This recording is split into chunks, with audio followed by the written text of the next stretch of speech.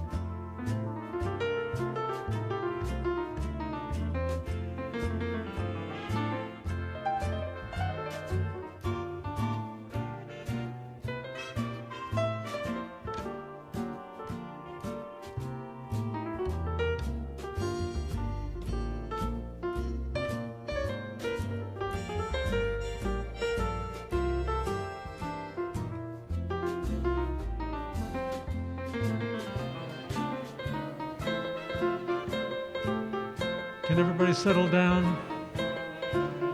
Settle down and we will start.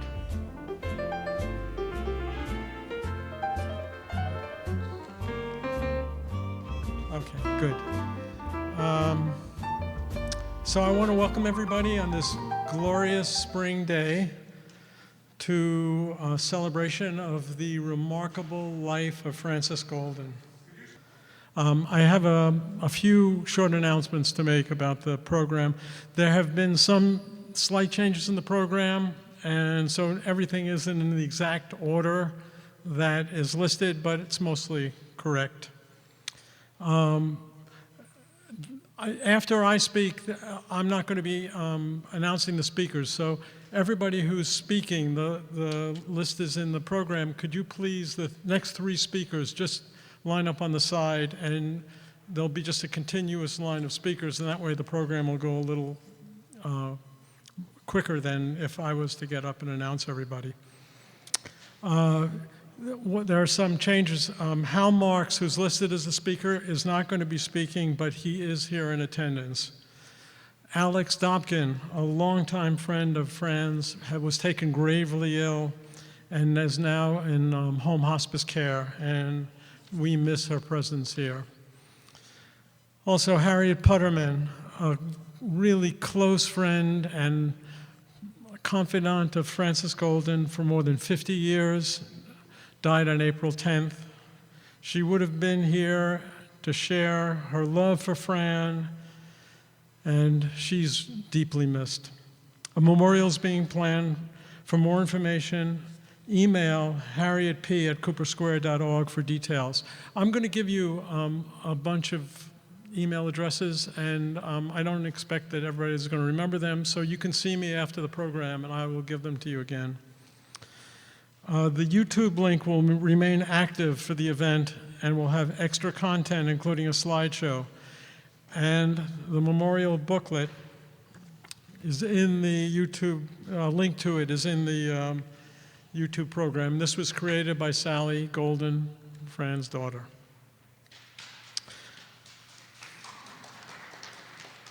It's a wonderful job. The YouTube link, if you want to donate to an organization in honor of Fran, please consider Cooper Square, the Rosenberg Fund for Children, and/or the National Lawyers Guild Foundation, earmarked for Mumia Abu Jamal. As I said, see me after the program, and I'll give you these links again. Okay, to say that Francis Goldin was unique is not enough. She was more. She was the unique among the unique. Grammarians will tell us that there are certain words you can't modify, like pregnant and unique. Well, I'm going to break that rule today. Francis Goldin was the uniquest person I ever met. She dedicated her life to making the world a better place. She did this by being a fierce fighter for racial, sexual, gender, and economic equality. She was the bravest person I ever met. She never feared speaking truth to power. Along with being the fiercest of warriors, she was the kindest person I ever met, and the loyalist.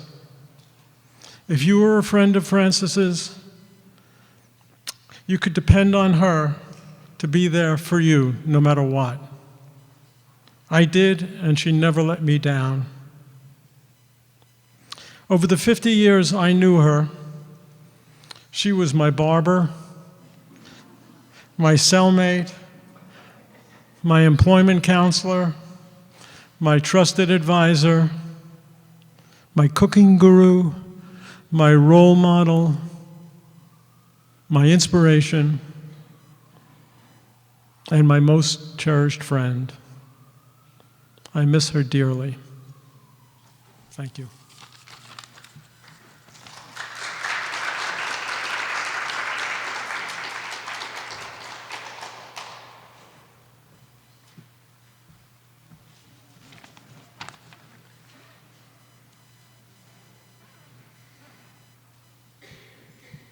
I hope it's okay if I touch this.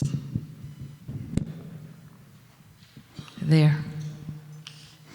This is one of the hardest assignments of my career, to open this ceremony with a eulogy of 10 minutes that will summarize a life that lasted nearly a century and a heart as big as the world. I'm going to open by reading a part of a poem by Adrienne Rich, because Fran loved Adrienne and she loved this poem. It's called Ballade of the Poverties. Can you hear okay? Okay. There is the poverty of hand to mouth and door to door, and the poverty of stories patched up to sell there. There's the poverty of the bride enlisting for war. There's the poverty of prescriptions who can afford, and the poverty of how would you ever end it. There is the poverty of stones fisted in a pocket, and the poverty of the village bulldozed to rubble, princes of weaponry who have not ever tasted war. There are poverties and there are poverties. You who travel by private jet like a housefly, buzzing with the other flies of plundered poverties. Princes and courtiers who will never learn through words. Here's a mirror you can look into. Take it. It's yours. I've spent a lot of months thinking about Frances, trying to get to the bottom of that power she had to make us feel stronger, capable of taking on the world. And I chose this poem because I think it gets to the bottom of that. It's about shame. The world order runs on shame, on victims blaming ourselves, and she saw right through all that, and like nobody else I've ever known. She was shameless. She taught us to be shameless. And that's enormous. It's a lesson that has to be learned over and over again, because the powers that shame us are everywhere. She knew that in every walk of life, and she walked many.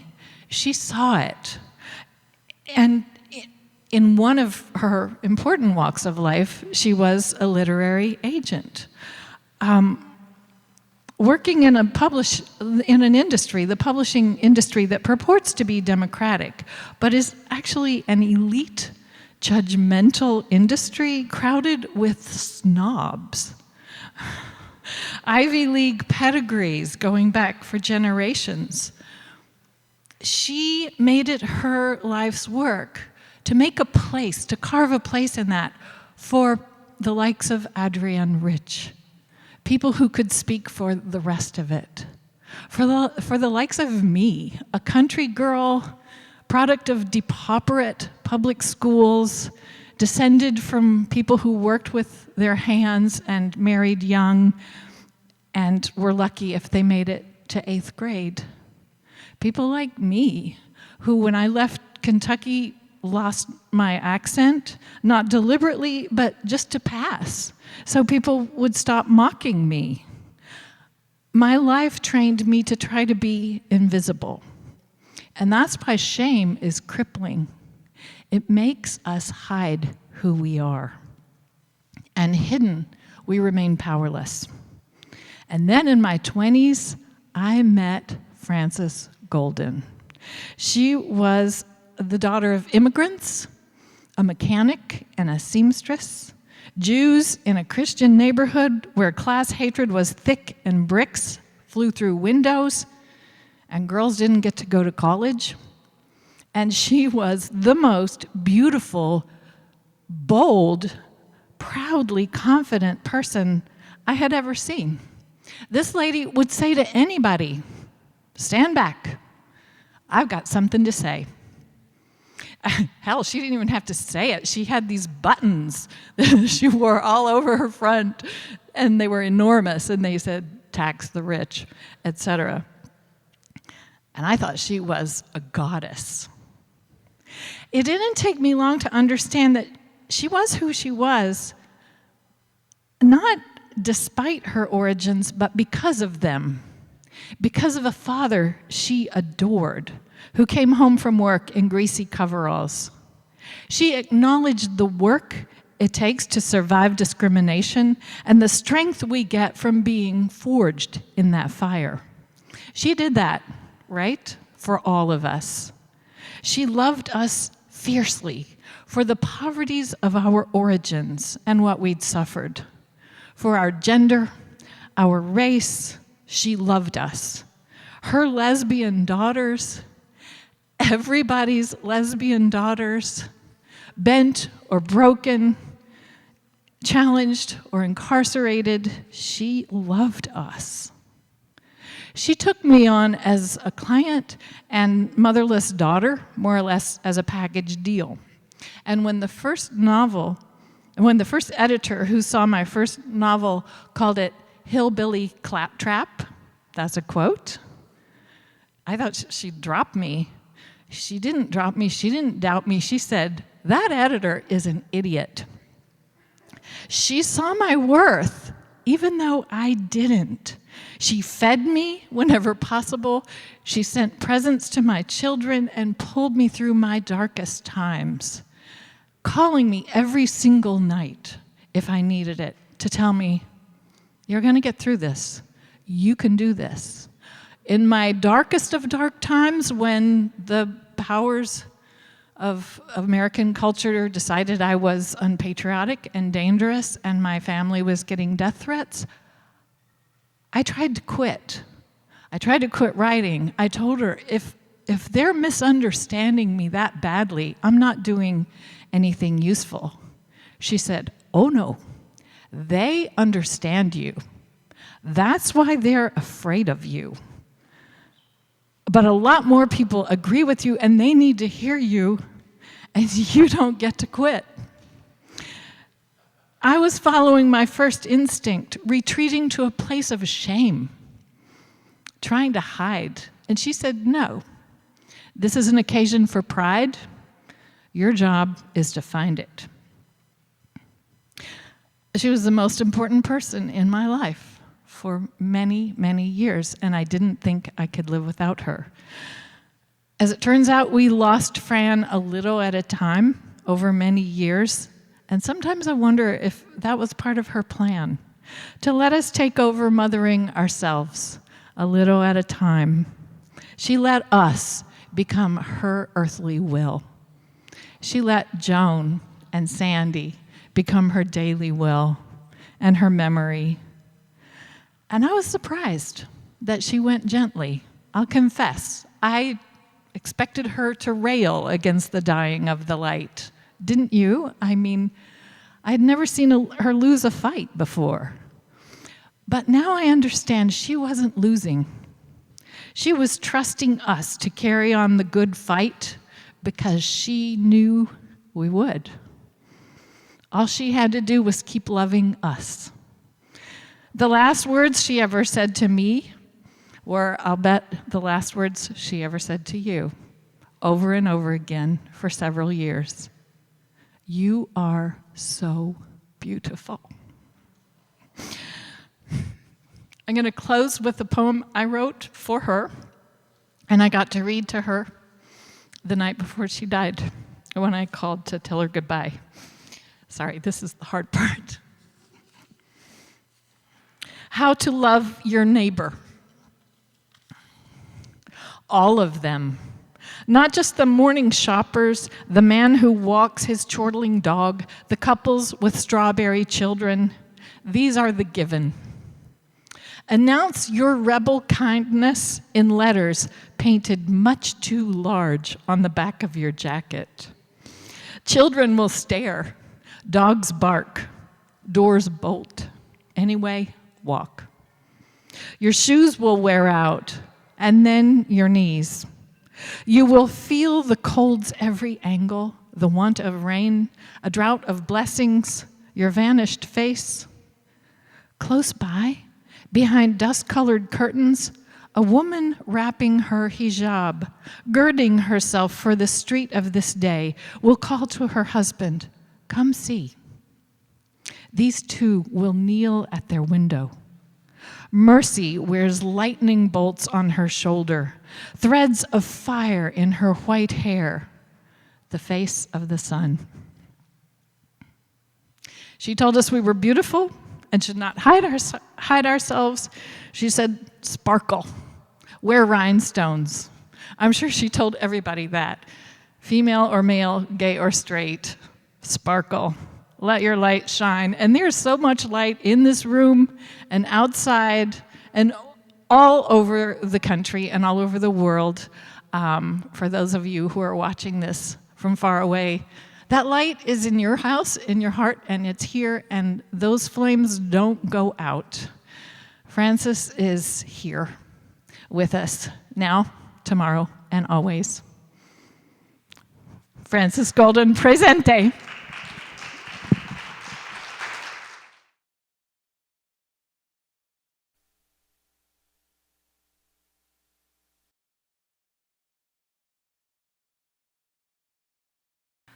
Hi, I'm Renee Goldin, Fran's younger daughter.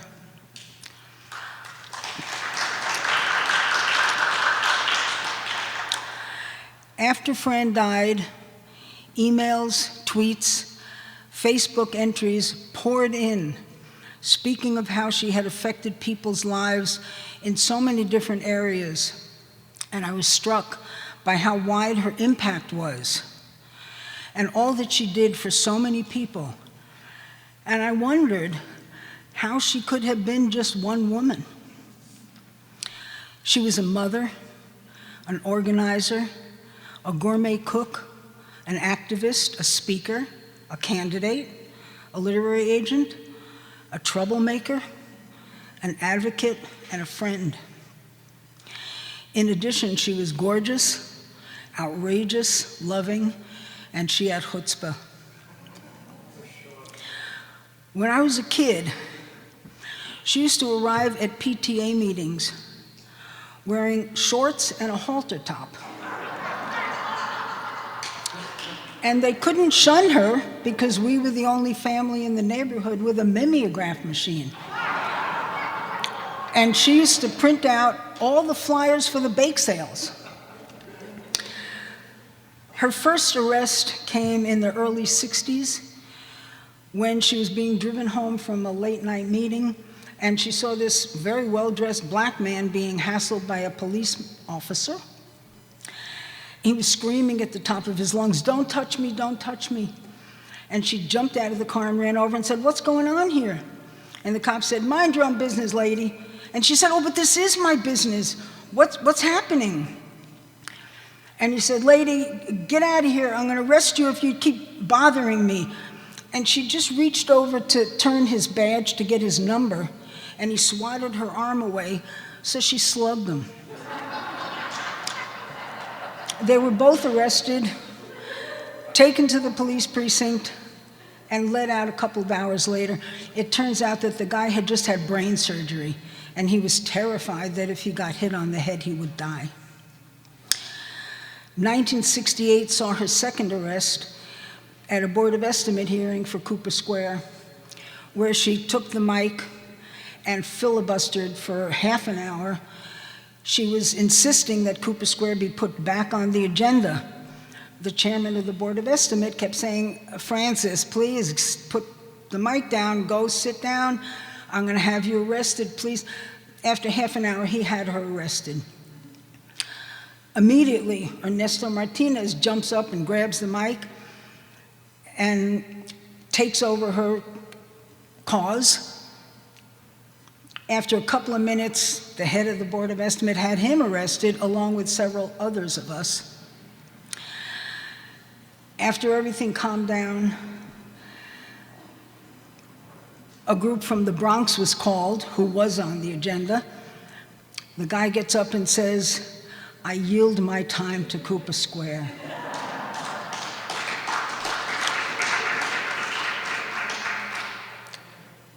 The head of the Board of Estimate calls the group from Queens. They get up and say, "I yield my time to Cooper Square." The meeting was adjourned. Fran was trying for 12 arrests She said an even dozen, but she only got to 10. Several were at Mumia demonstrations, a couple in DC and one at the Liberty Bell in Philadelphia. For 40 some odd years, she carried her iconic sign to every pride parade. I adore my lesbian daughters, keep them safe. Young people would run up to her and say, "Oh, would you be my mother? Would you adopt me? Would you call my mother?" And she would call these parents. She would take down names and numbers and call them and tell them the love they were missing by shunning their lesbian and gay children. She was part of the Occupy movement in 2011. She was on a demonstration with Roberta, and all these young people were being arrested in front of her. And she gets nose to nose with a cop and says, "How come you're arresting all of them? You won't arrest me." And he, "Lady, we're not going to arrest you." And she said, "Well, what if I punch you in the eye?" "Lady, we're not going to arrest you." "Well, what if I kick you in the balls?" "Lady, we're not going to arrest you." They didn't arrest her. She had a bucket list of sorts. The first was to see the Cooper Square tenants own their own apartments. And that actually happened at the end of 2012 into 2013, when these tenants bought their own apartments for $250 with a 99-year renewable lease. Her second item was getting a book on what socialism in this country would look like. And in 2014, Imagine, Living in a Socialist USA was published. Her last bucket list item was to see Mumia freed. While that hasn't happened yet, she did see him off death row and moved into general population, and she was able to actually meet with him and hug him. It's up to us to finish the fight to get him home.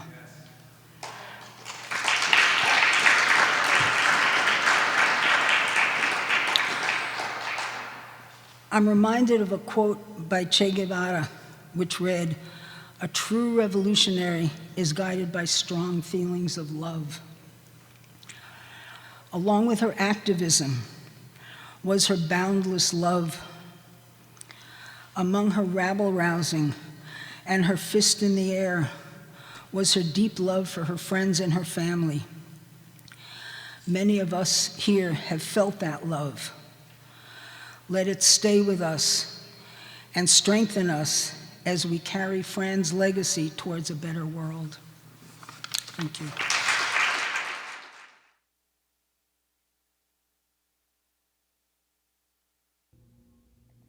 Hi. My dearest first cousin Frances was known as Fladel back in the day, and I'd like to give you a glimpse of her life before you knew her. Frances was always special. She was someone to be reckoned with and the apple of her father's eye. We were the two youngest of a slew of cousins born to the Axelrod brothers, all of whom escaped Russia separately. I was a few years younger than she, the daughter of the youngest brother. The best times of my young life were spent visiting my Aunt Sophie, Uncle Mike, and cousins Jessie, Ann, and Frances.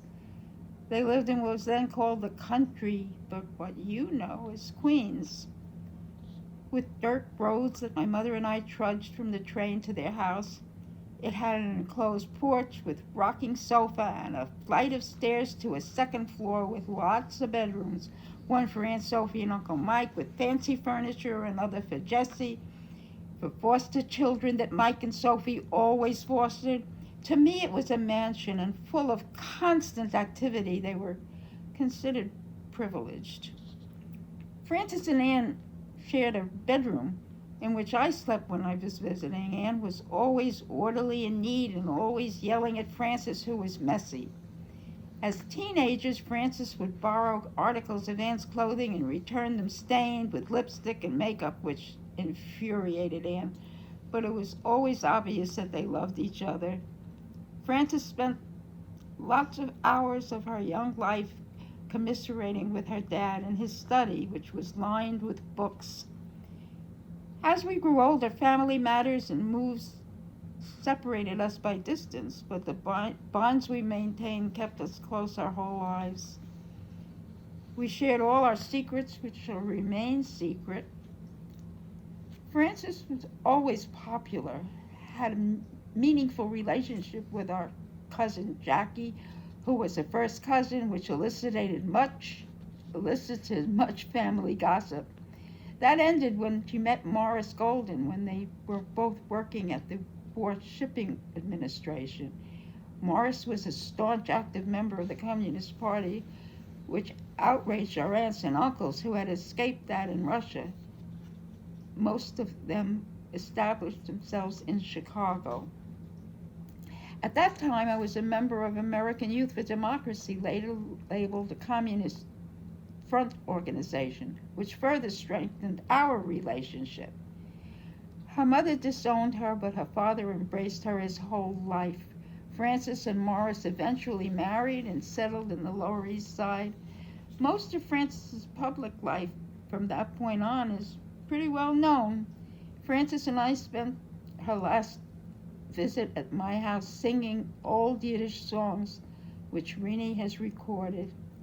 Frances was and remained breathtakingly beautiful. We shared all of the most important times of our lives. Her loss is unbearable.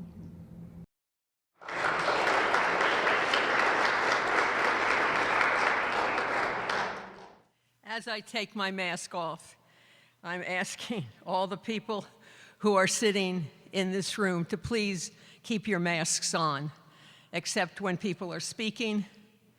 We're trying to be super, super safe. Thank you, and good afternoon. Fran's personal life reflected her revolutionary politics. My friend, my mentor, my sister, saw potential allies in everybody that she met. Once she loved you, you rarely did anything that wasn't magnificent. This woman held a whole full-time job, raised her family, and ran for office with W.E.B. Du Bois, still had time for her close friends to give them haircuts, to mend their socks, or to talk to them about their deepest thoughts. The political organizing that Frances did was embedded in her social life.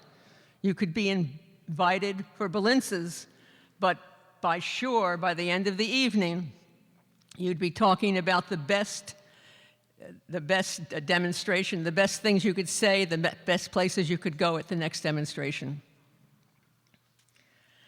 My good friend wasn't afraid of new experiences.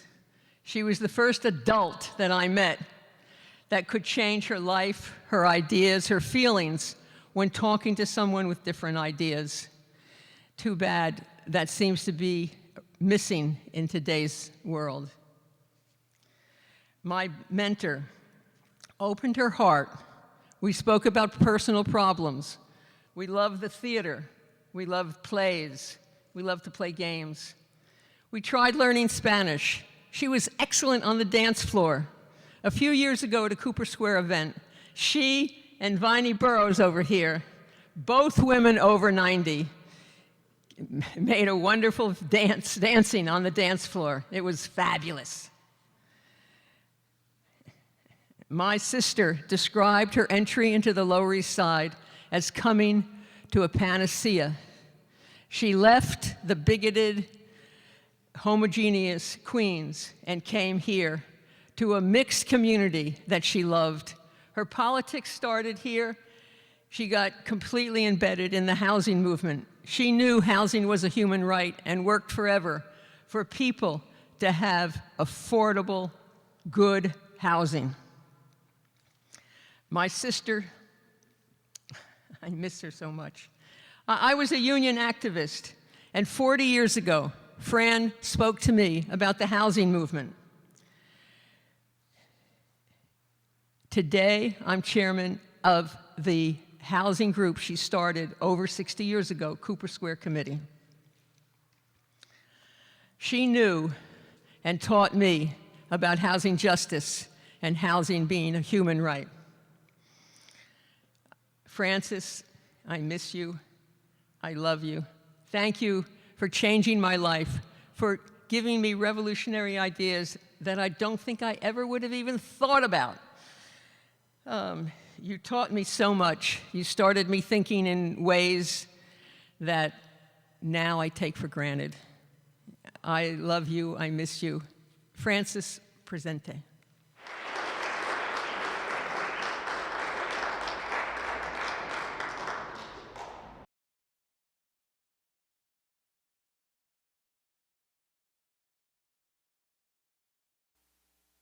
It's hard, very hard, to try to capture the memory of Frances Goldin in a 2-minute talk. Frances was so spectacular. She was so beautiful. She wore floppy purple hats. She could talk a mile a minute. She was boisterous and she was brave. I loved Frances Goldin. She was my friend for half a century, 50 years. But, she almost wasn't my friend. I almost missed the chance of a lifetime because I first contacted Frances in the 1960s. I was doing a study of rent strikes, and I wanted to interview Frances, who was working with the Met Council on Housing. And Frances refused to talk to me. She said she wouldn't talk to me because I worked for the government. I worked for an anti-poverty program. And I was really crushed, but I talked to Walter Thabit, who was a friend of mine, and of course a lifelong friend of Frances's, and Walter put in a good word for me. So I got to meet Frances, and I got to be her friend.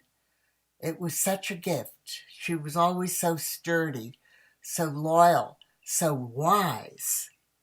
As a friend, I would take any personal problem to Frances for discussion, for her reflections on it, and I always felt better after I did.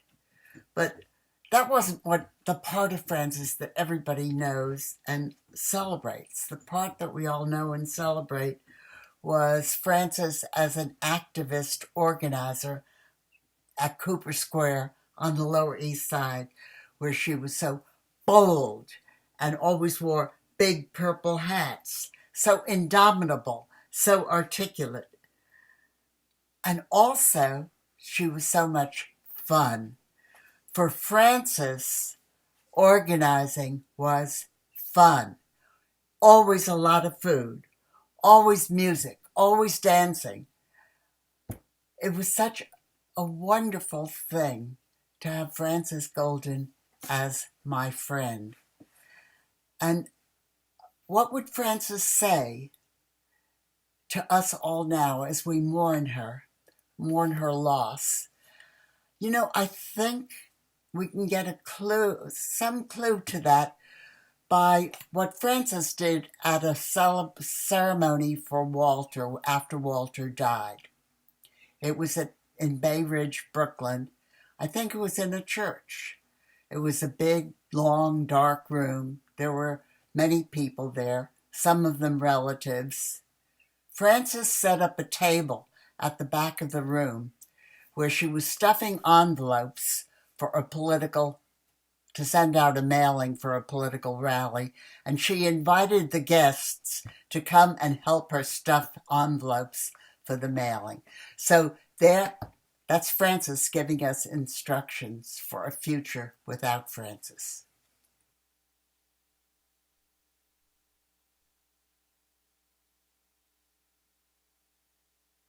Hi, everybody.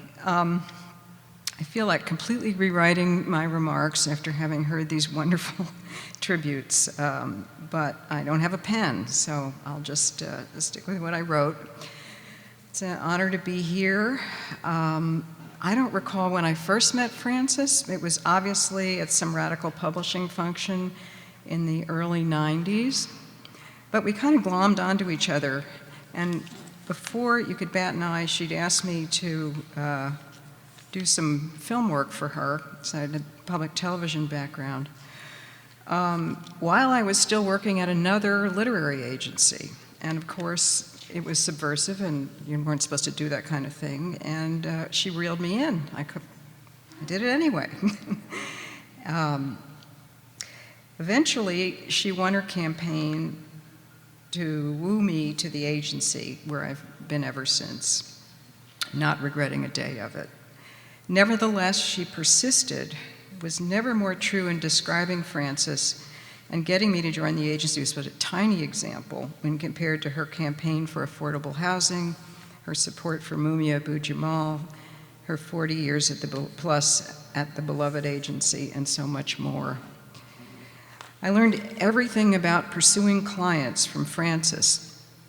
She was completely undaunted by the first no when she set her sights on a new writer. Rather, she took it as an invitation to play the long game.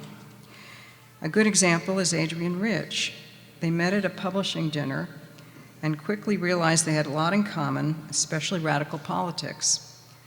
Adrienne politely declined Fran's first attempt, saying she had represented herself for many years, that Norton was her longtime publisher, and she didn't need an agent. But the clever Frances left a door open. If Adrienne had any questions at all, she should just pick up the phone and call. Sure enough, after some time passed, Adrienne did call with several questions, and of course, Frances was more than kind. Eventually, Adrienne asked the question, "So, why would I need an agent?" Sensing the moment to pounce had finally arrived, Frances asked, "Well, for example, what did you get for your last advance?" There was a beat before Adrienne answered, "What's an advance?" And the rest is publishing history. Frances was always ready to teach a little radical politics and strategy whenever the opportunity arose. Years ago, the National Book Awards dinner happened to be the night before the bust at Zuccotti Park, which I Googled because I didn't know how to spell it, and Google says they describe it today as a bustling little oasis. When Fran announced to our decidedly middle-class table of editors that she was planning to get arrested the next day, we all asked, "How can you be so sure you're going to get arrested?" She looked around the table incredulously. "What? You don't know how to get arrested?" We all shook our heads. "Well, it's easy," she explained. "You go to the demonstration, the cops tell you to move, you don't move. And bingo, you're arrested." Right. True, every word of it. In thinking about Frances today, I was struck by how much her name inspired me, Goldin. She really did inspire me and countless others to go beyond what I thought I could do as a middle-class girl from the suburbs. She took me with her to the maximum security prison to visit Mumia. I'd never been on death row. And for that, I don't think any other literary agent can boast of having that experience. It changed me forever. So her name, Goldin, makes me think of that poem by Robert Frost, which I want to close with.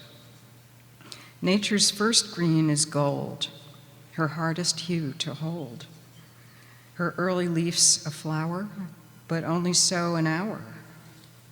Then leaf subsides to leaf, so Eden sank to grief. So dawn goes down to day, nothing gold can stay." Thank you.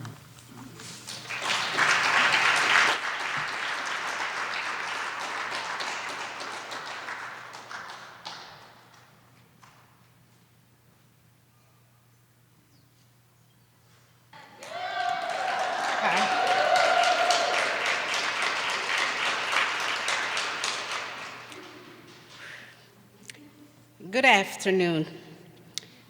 Heartfelt condolences to Renee, Sally, and the Goldin family. Frances Goldin was one of a kind. To know her was to love her. Her love had no limits.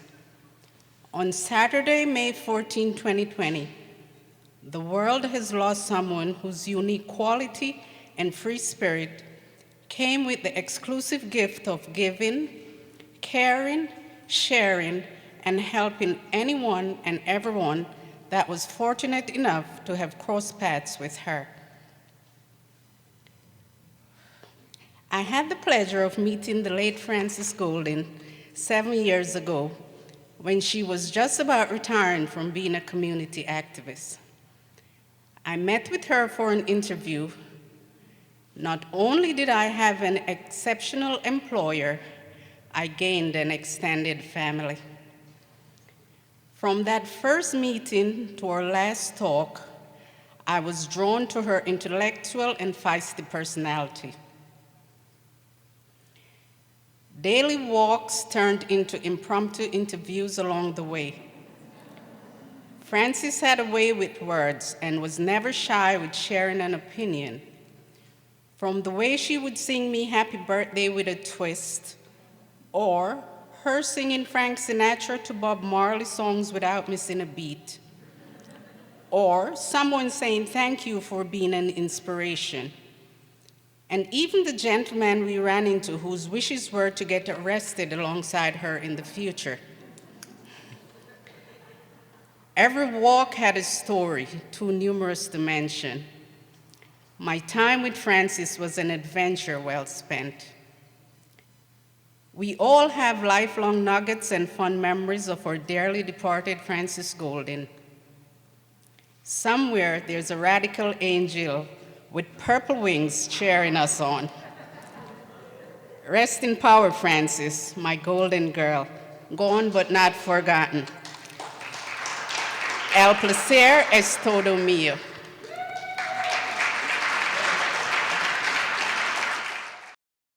Hello, I'm Judith Axler Turner, Aunt Franny's niece, the daughter of her brother Joseph. My story about Frances, as she later asked us to call her, revolves around pastrami. For over 40 years, my husband and I visited Frances almost every time we went to see my family in New York from our home in Washington. Because Les and I keep kosher, Frances usually suggested that we go to the 2nd Avenue Deli, which was just a block and a half from her apartment.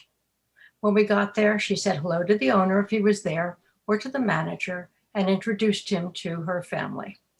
Then she introduced herself and us to the waiter. Then she asked for a glass of water with a lot of lemon wedges on the side, which she squeezed into the water.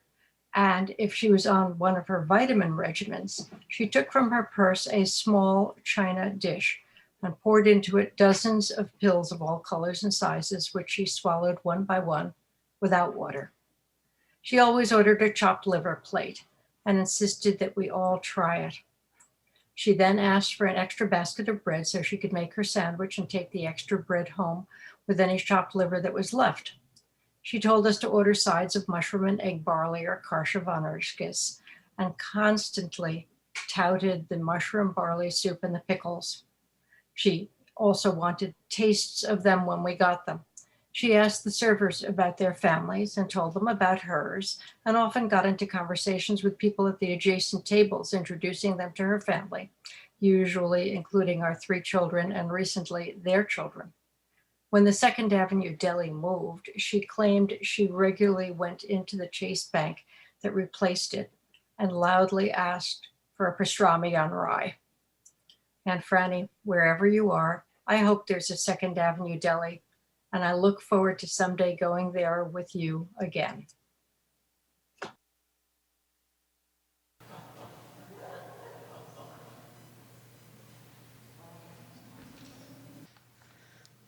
Hello, everyone. I'm Ellen Marks. I'm Fran's niece, and I'm so happy to be here. My gratitude for my beloved Aunt Franny, for her example of how to love wholeheartedly and fight unceasingly for good, cannot be measured in words. She loved deeply and fought fearlessly to protect what she loved: the Lower East Side and its diversity, her family, her friends of all races and sexual orientations. Her heart forgot no one: the homeless, people in prison, and on death row. She visited friends in mental hospitals, brought food to folks who needed it, and took care of the aged and the sick, both the elderly aunts in our family and her many friends. Whoever you were, wherever you were, Fran would show up for you and affirm your humanity and the importance of your life and your vision for our world. She was committed to the power of the written word and the spreading of new ideas. She often helped my high school students who were aspiring writers, setting them up with published authors to mentor them. She was deeply generous and took great pleasure in sending donations to the many wonderful causes she supported. Frances made my mother smile like no one else could.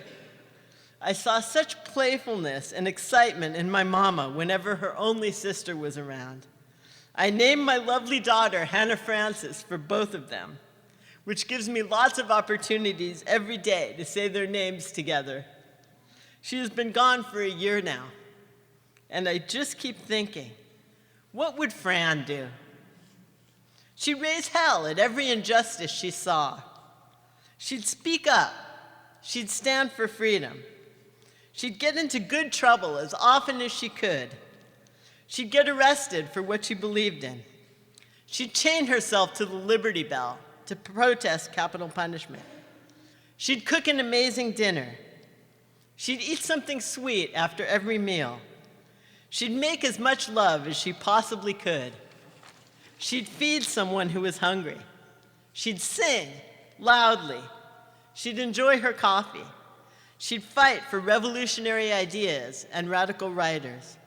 She'd cherish her family. She'd go to a protest. She'd make a beautiful pot of soup and lug it to the office through the snow in her shopping cart. She'd learn the wait person's name and shake their hand every time. She'd refuse to stop living and fighting and working for good, no matter how old she got. She'd challenge you to do just a little bit more. She'd send money when you needed it most, even if you never asked. She'd know the name and the story of everyone on her block. She'd hitchhike around the city. She'd spend a week visiting my mama in the Alzheimer's unit, sleeping in the same bed, and singing "You Are My Sunshine" and "A Bicycle Built for Two." She'd hug you with her whole soul, whether or not either of you had clothes on. She'd dance. She'd wear purple.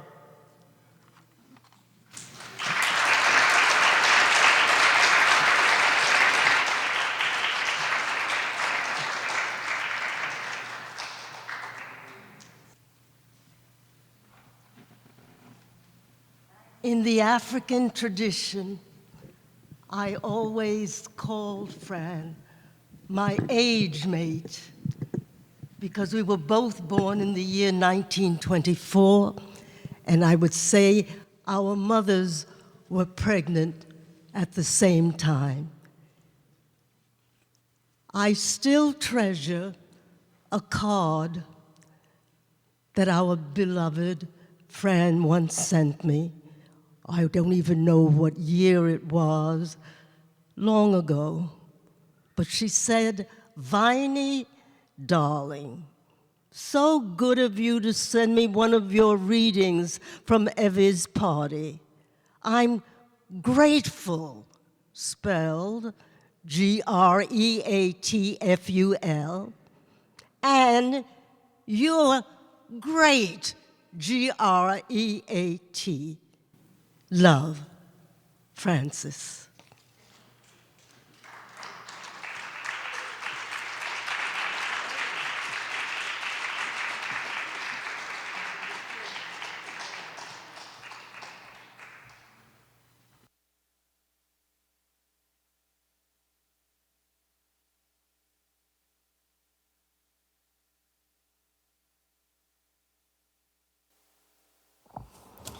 Sally and Rini keep reminding me that this video is due on May 1st, which is tomorrow, and I still don't want to make it.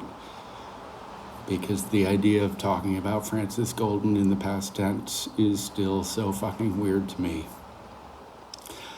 I met Frances for the first time when I was 20 years old and I was about to move to New York City and I needed a couch to crash on, and my mother said I had a radical aunt in the Lower East Side and that I should look her up. So I did, and I called her, and from the time that I introduced myself until the time that she was telling me how to get into her apartment was approximately 17 swift seconds, because while Frances would never not open up her heart or her home to anybody in need, she had a lot of important things to do, a lot of really important things. She did qualify, though, before we got off the phone, that there was a chance that she wouldn't actually be there when I arrived because she might be in jail in Philadelphia after a Mamiya protest, but that she would definitely be out on bail by Monday, and that I should get the key from the super and help myself to her delicious coffee and the rugelach, which was, of course, the best rugelach in all of New York, from her favorite baker on First Avenue. And from that day on, Frances became one of my favorite people in the entire world and a true hero to me. So much of who I am today is in part because of who Frances was, and the honor that I had of knowing her for so many years. From the Scrabble games to the way that she would slip a $1 bill into a bus person's hand when we went into a restaurant and introduce herself and get their names, to the amazing, passionate social justice work that she did her entire life, to her deep love for humans, for her family, and for her friends. Frances was one of the truly great people that I have ever known. And it was such an honor to get to know her in my lifetime. I am really, really sad that I'm not there celebrating her life with you guys. But I love her and I love all of you. Rest in peace. My name is Marge. I'm Reni's wife, Fran's daughter-in-law. I have known Fran as family. For 20 years, I have listened to her stories of her family, her extended family, her friends' families.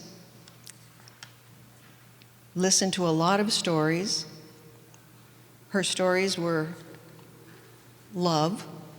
Frances was love. Frances had love for her, so much love for her father, so much love for Sister Anne. Until the end, she would get tearful hearing Anne's name. My first experience with Fran, when I first came to New York to visit her, we would sit at the table in the morning looking at the New York Times, and I loved the Tuesday science section. When I returned to Oregon, I started to receive the New York Times science section every week. For years and years and years, I received the New York Times science section every week. She just did that. When my mother died, Fran hugged me and offered, "I'll be your mother now." And I know that she made that same offer to others, because that's who she was, that's what she did. Fran was love. That's all I know about Fran. For 20 plus years, Frances Goldin was love. I miss her.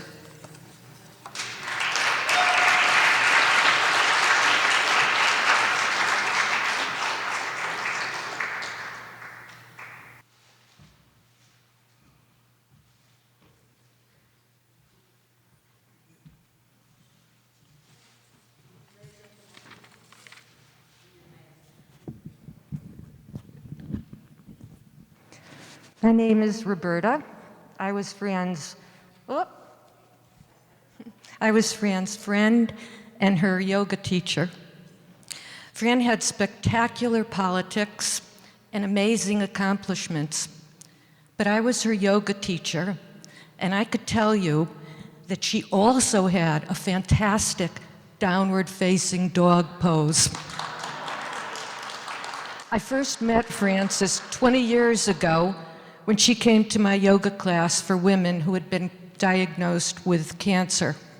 She came right up to me before we started and she said, "I don't like exercise, and I'll probably leave before the end of the class." I reassured her that that would be fine, and then she turned to go find a mat, and I noticed the sign on the back of her purple jacket that said, "Free Mumia Abu Jamal." And I thought, wow, what an interesting woman. 18 years later, she was still in the class. The thing I remember the most about Fran from that class was that every time I asked people to find a partner, she would always seek out someone who looked like she was feeling ill, or someone who had just gotten bad news from her doctor, or someone who just looked vulnerable, and that's who she would choose for her partner every single time. Soon we became friends. We made meals together, we went to movies. She was always trying to fix me up on dates. She encouraged me to not worry about being eccentric. She did that by example. And she encouraged me to really go for it as an activist. I remember when we protested the eviction of Occupy Wall Street together. The crowd was approaching the stock exchange, and we noticed a large group of people sitting on the street, blocking traffic in Maiden Lane. She ran over to them and she shouted, "Why are you blocking traffic in Maiden Lane? There is no traffic in Maiden Lane. Get up, we're going to Broadway."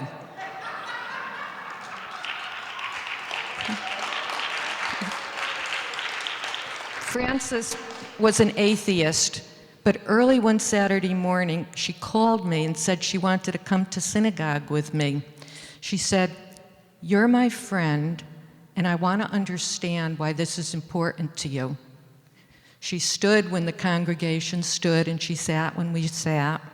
And during the long readings in Hebrew, she assiduously studied the English translation, and then after services, she ate her lox and bagels and smiled cordial Shabbat Shaloms to everyone. Shabbat Shalom means have a good Sabbath. As we were leaving the building, she turned to me and she said, "Well, I hadn't set foot in a shul for 65 years, and if I don't set foot in one for another 65 years, it's okay with me." Fran was an extraordinary friend. She was a good listener, a faithful ally. She was clear about her needs, and I could count on her to be honest. When the going got rough, I always turned to her for advice. And now that she's gone, I have to imagine what she might do in my situation. I miss her terribly.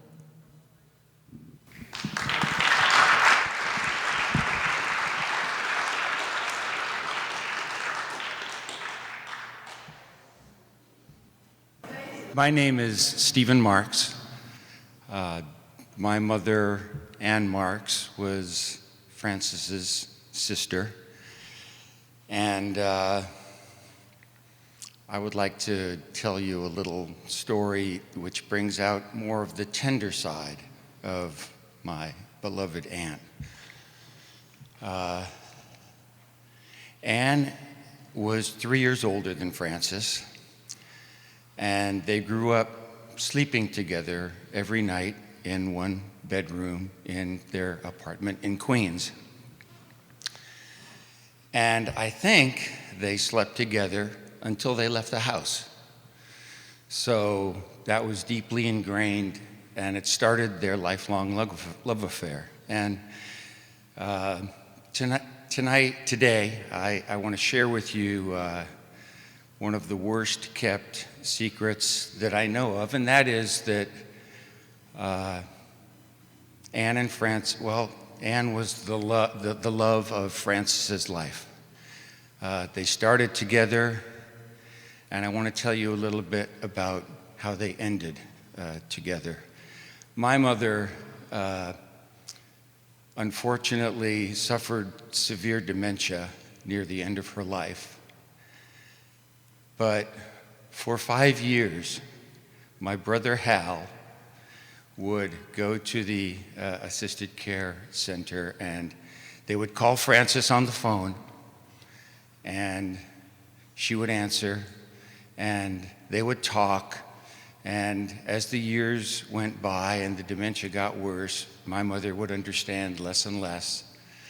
But they could always end the conversation with a song, and that song seemed to bring back the memories that they had together. And that happened every day for 5 years. And then Frances, despite being so busy with her own life, she would always find a week or two every year to fly across the country so that she and Anne could snuggle into that same bed together and spend a week canoodling next to each other. And that's something that she did for my mother that eased my mother's last years of life. And for that, I know I speak for my sister and my brother. And I just say that was an act of sisterly love that showed the tender side of Frances. You've all been telling wonderful stories about the warrior, and I just wanted to share with you the sweet, loving, caring, giving, extremely tender side of my Aunt Frances.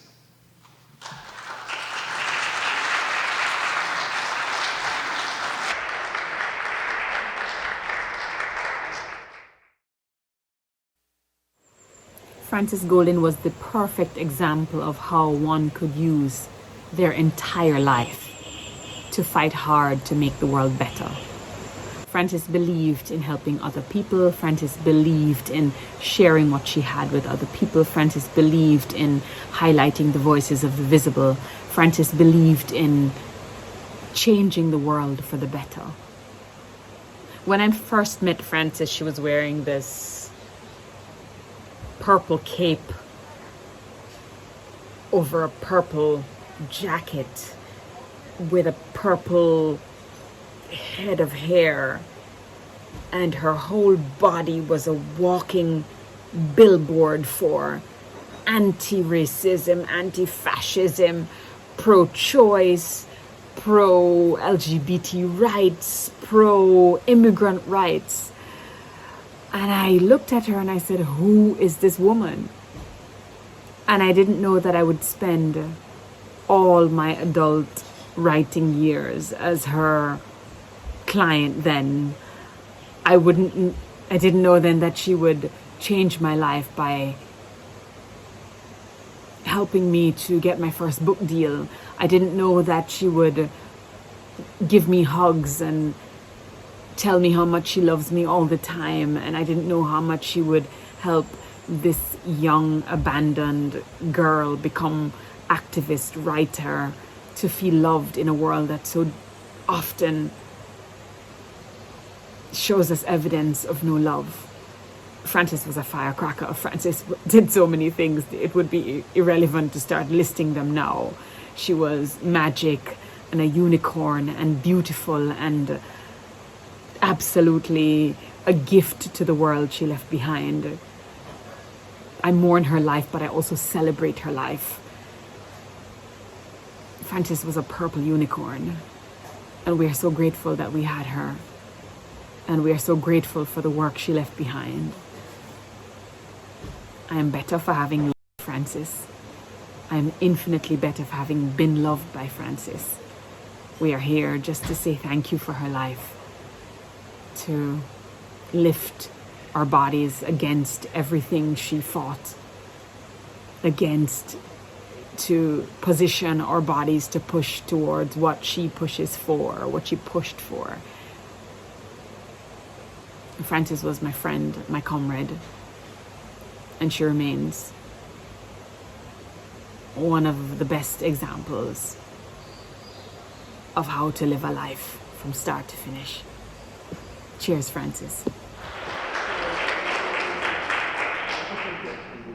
It was 2007, after I introduced Fran at an event where she was being honored by a group called Jews for Racial and Economic Justice, that she asked me to deliver a eulogy for her when her time came.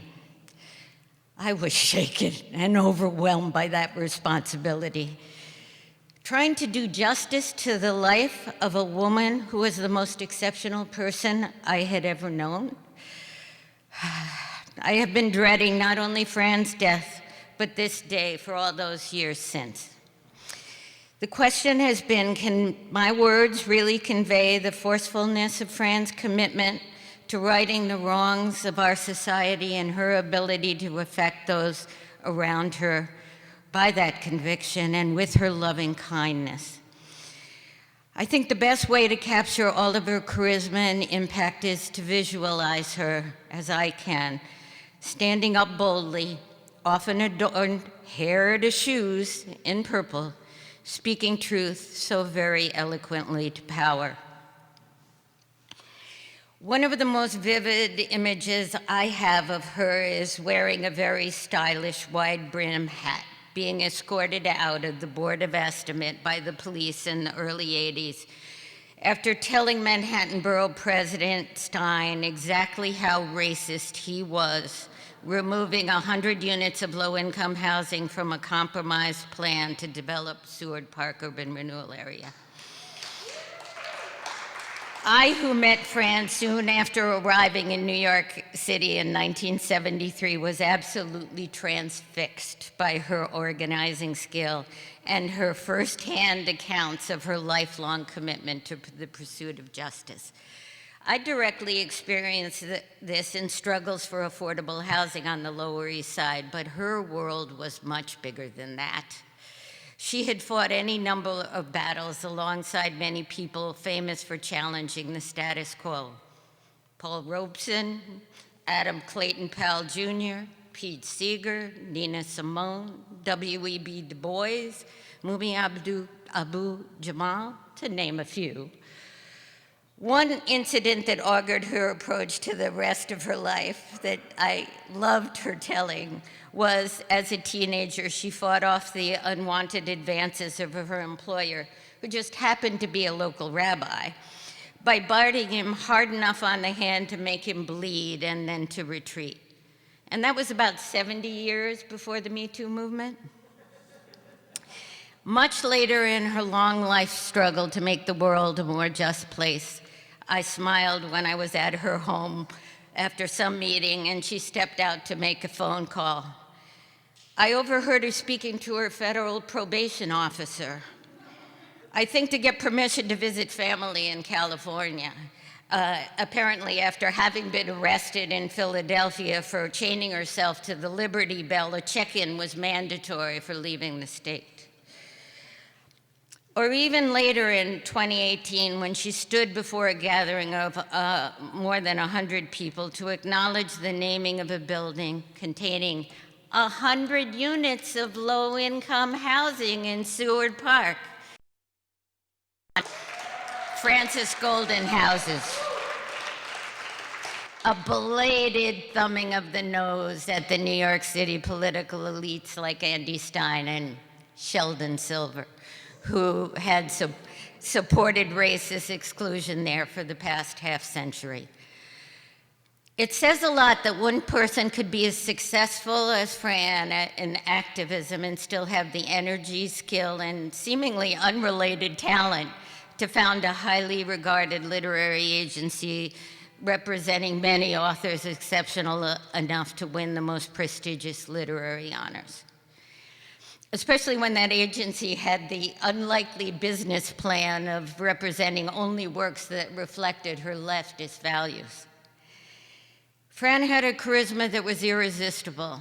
I remember that even Ed Koch, who Fran fought tooth and nail on any number of issues, had a soft spot in his heart for her.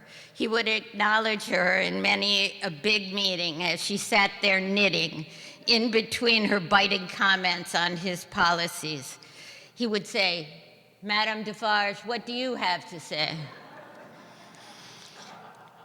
But to me, the qualities she had in immense measure that made her genius as an organizer and an advocate really special was that it was motivated and underpinned with deep human love. She fought these battles not because of some blind ideological conviction, but because she just passionately cared about people. Everyone could feel it. I don't think there ever was a sick resident of Cooper Square who she didn't visit and care for. There was never a meeting that didn't begin with the spread of delicious delicacies that she had harvested from local shops. There was also an extra bed in her apartment to welcome someone needing a place to stay. Fran taught me, inspired me, loved me, and will live in my soul throughout my life.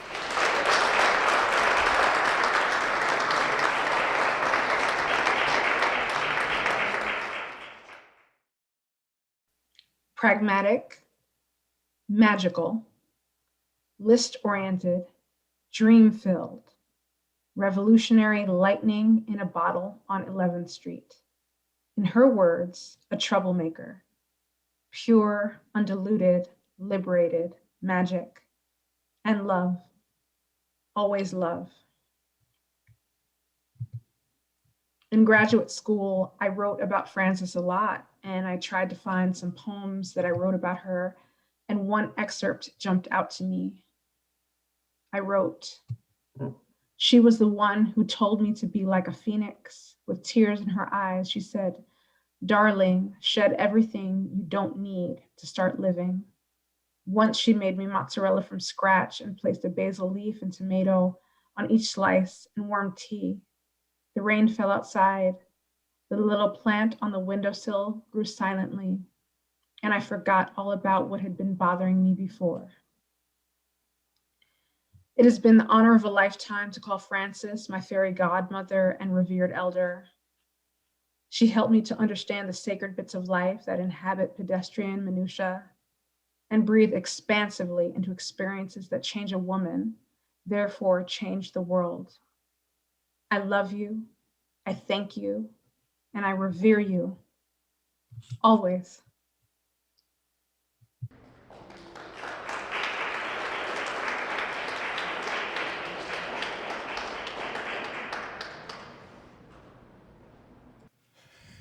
My name is Michael Smith. I want to thank Renee and Sally for this comforting memorial. I'm here with my wife, Debbie.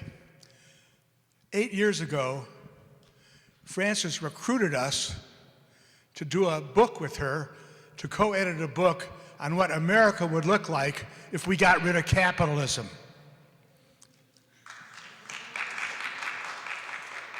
She said to us, "I have 3 remaining goals in my life before I go on," in her words, "to meet my ancestors. One is to free Mumia Abu Jamal. We're still working on that. The second one is to get housing for low-income people on the Lower East Side. And the third one is to do a book which we called Imagine Living in a Socialist USA." Frances insisted on getting a major publisher. We put the book together. She called up HarperCollins. They took a look at the manuscript and they called her up and they turned her down. They said, "This book will never sell." Frances said, "Nonsense." And Frances could be tough. She said to the man, "I gave you Barbara Kingsolver. I gave you Adrienne Rich. I gave you Goodnight Moon. which is the second largest selling book in America next to the Bible. And I want you to do this book. They relented and invited us up to their corporate headquarters on 53rd Street near the corner of Fifth Avenue. We arrived. Frances was dressed, of course, entirely in purple. I asked her, "What about your underwear?" She said, "That's purple too." I said, "Why?" She said, "Because it's the most beautiful color." We were ushered into the office on a high floor, a corner office. The executive vice president of HarperCollins met us. Let's call him Mr. Richardson. He ushered us in. We looked around. It was a huge office, looked more like a living room, dining room than an office. Of course, a desk, but a table and chairs and a long couch. On the couch were 2 pillows. One pillow had a picture of Queen Elizabeth on it. I thought, this is not an auspicious beginning. But the other pillow had a picture of Karl Marx on it. The man said to Frances, "What's your definition of socialism?" And Frances says, "It's economic as well as political democracy." He answered, "Will you take a $10,000 advance?" Frances said, "Only if you use the money to promote the book." The book did pretty well. And Frances and Debbie and I used the money to give to the Mumia Abu Jamal Defense. That was Frances.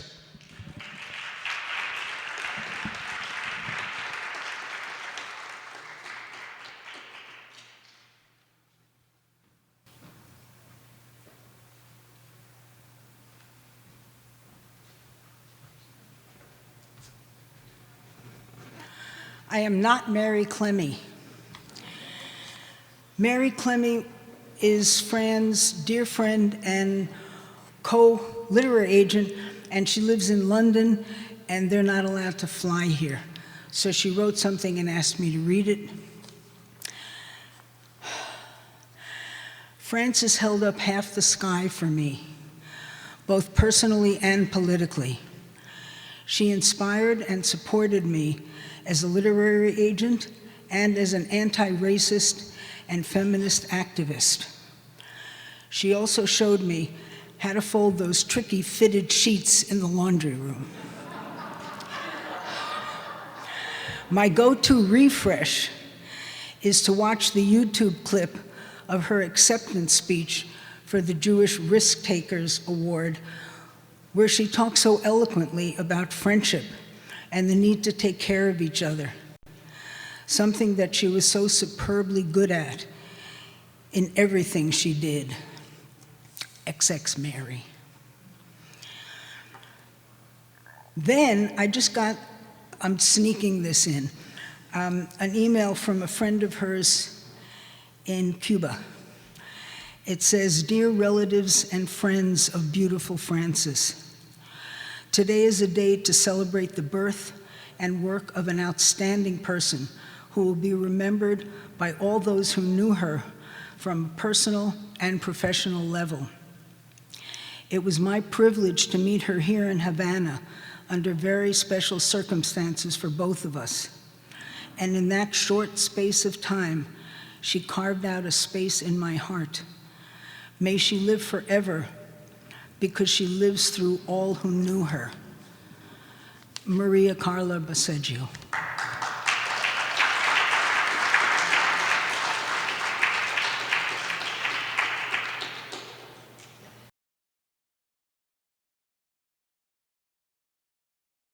Presente.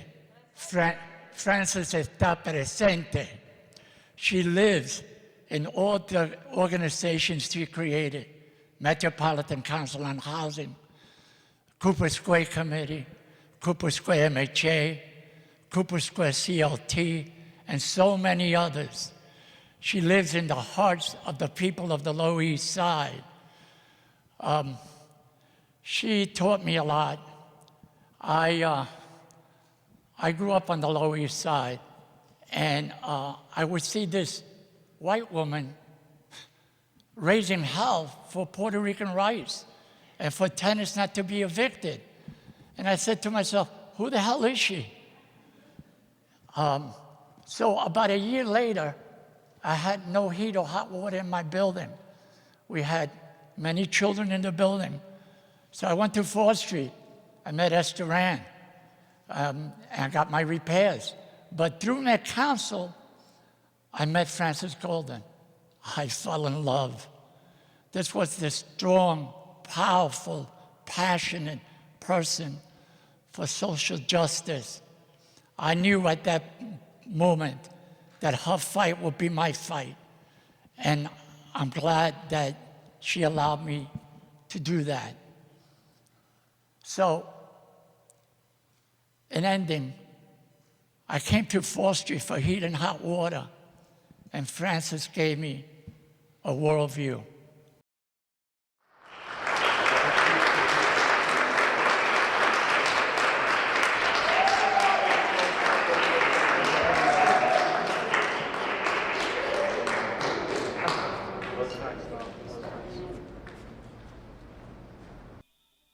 Remembering Frances.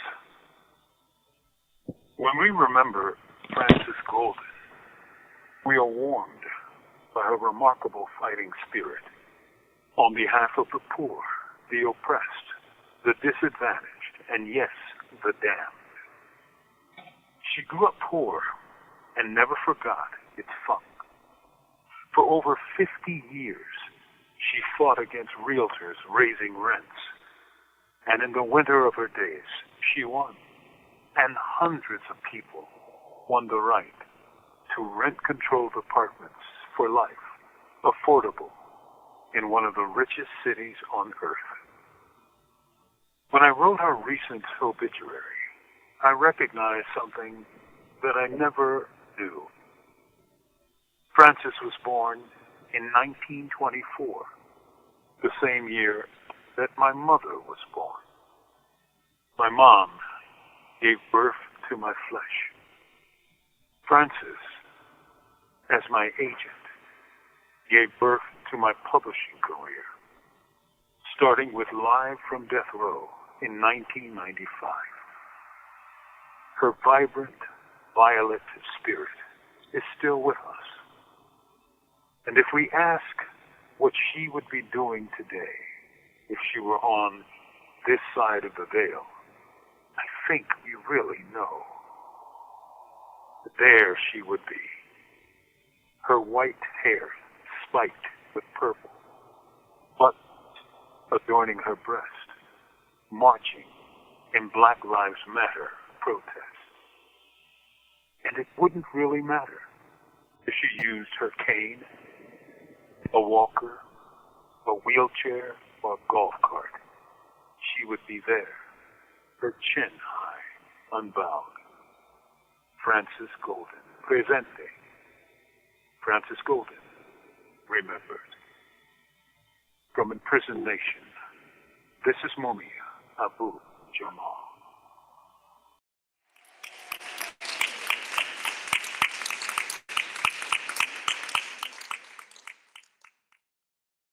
You would make me follow that. Since so many others will be or have been speaking about Frances's accomplishments, I will speak about our personal relationship. My first memory of hearing about her was when I read about her 60th birthday celebration with a parade down 2nd Avenue. I figured she must be someone important, little did I know. We got more acquainted when she was appointed to Community Board 3. When I became chair, there were several issues I asked her to help me with. The Tompkins Square Park police riot had happened. Squatters were trying to take away buildings that housing activists had been fighting for years to save for renovation for permanently affordable housing for people who had no options.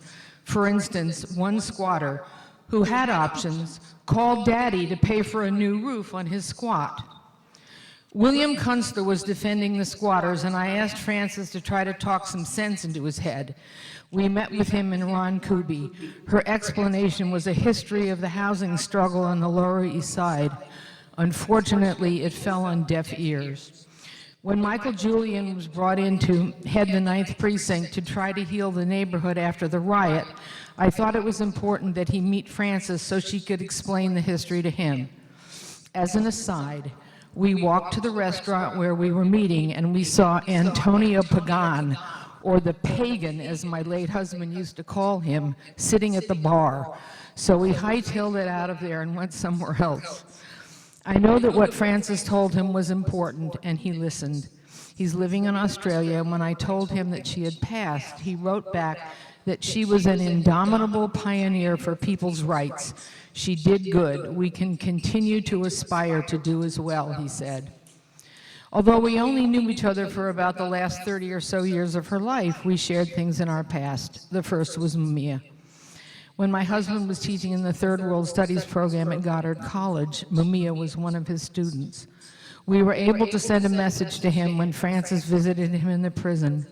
She did so much for him. Sadly, her wish to see him free before she died did not happen. I hope it will happen for us. The second was our mutual friendship with Jack and Jane McManus. Jack was the editor of the Guardian newspaper. As a child, I used to spend time at their country home in upstate New York.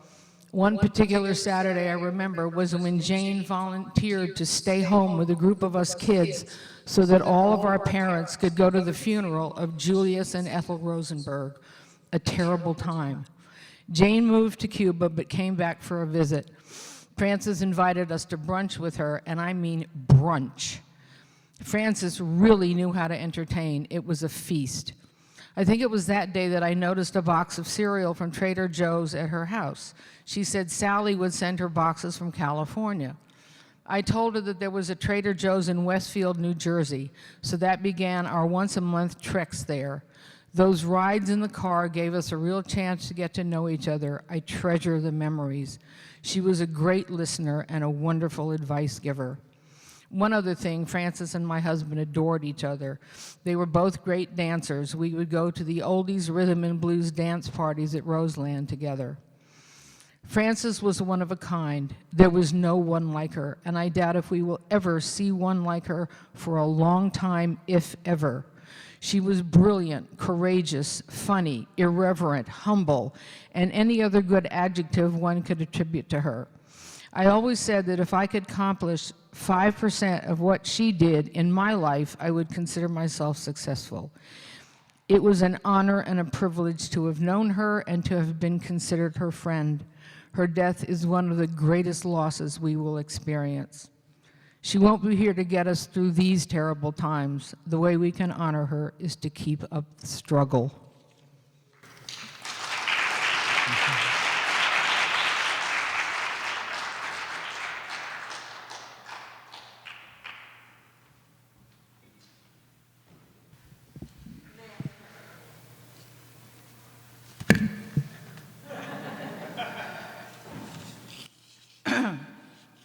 I met Fran in 1965 when I interviewed her about the alternate plan for Cooper Square. She was generous with her story and the Cooper Square Committee's struggles with Robert Moses in the city. Later, her dream came alive in the form of the Cooper Square Mutual Housing Association and Community Land Trust. This revolutionary way of preserving housing, separating out ownership of the building and the land underneath, protects against speculation and gentrification. Years later, when Fran could no longer serve on the Community Land Trust board, I was asked to sit in her seat, not step into her shoes, because who among us could possibly do that? Years later, I am still there fighting to preserve what became a collective Lower East Side dream. To honor Fran, we have to talk about the Seward Park urban renewal area where 2,000 families were displaced, hundreds of small businesses, and it laid fallow for 50 years. So with Fran's inspiration and input, the Lower East Side Joint Planning Council, and then later the Seward Park Area Redevelopment Coalition, continued to fight, and finally, in 2006, Mayor Bloomberg agreed to build housing on the site. Some community members at the time said affordable housing would bring undesirable people to the neighborhood. our 5,000 postcards to the mayor, housing commissioner, and Economic Development Corporation convinced them otherwise. We did get a plan, the result of a community stakeholder process. Importantly, it had 50% affordable housing in perpetuity, something no other community has ever gotten, and the right to return of the former site tenants. And later on, after the buildings started to go up, we got the developer to name the 99-unit senior housing the Fran Goldin Apartments. Located at 175 Delancey Street at Clinton, check it out and see how Frances is permanently remembered in our community. So whenever you get stumped about the way forward in any community struggle, always think, what would Frances do? And proceed with the generosity and never give up spirit that she taught us by example.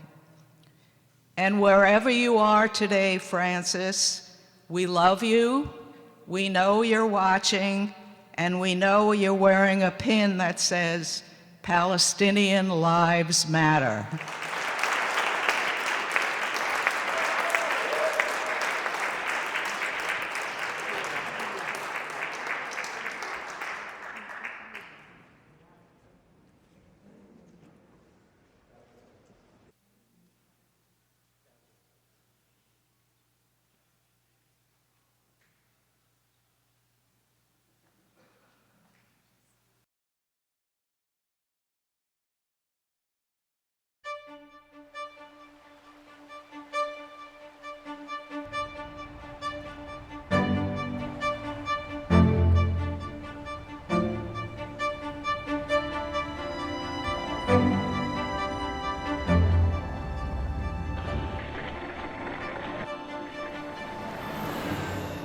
When I came to the Lower East Side, the war was about to end.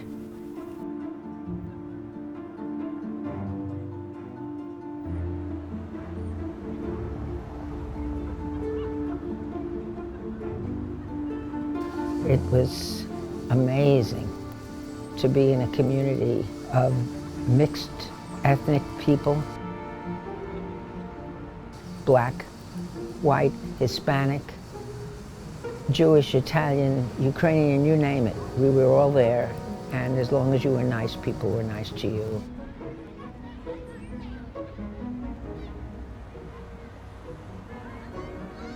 I never felt so happy in my life as I did on the Lower East Side. But in 1959, Robert Moses decided to take over my area of the Lower East Side, Cooper Square, and have it declared an urban renewal project.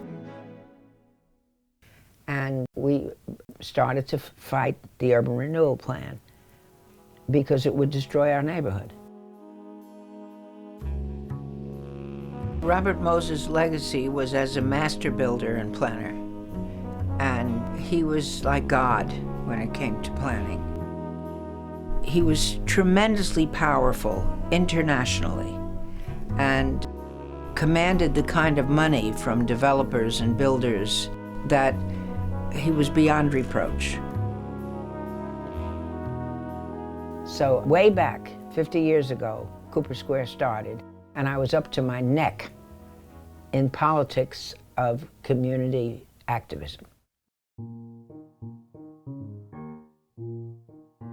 What I loved most about that struggle was our bedrock basic contention, which is that in Cooper Square, urban renewal considered that the people who lived there would be the beneficiaries and not the victims of urban renewal. That was it. That was the difference between our urban renewal plan and every other urban renewal plan. When Robert Moses came to the Lower East Side, we were ready. We were really ready for him. Boy, did he pick the wrong neighborhood.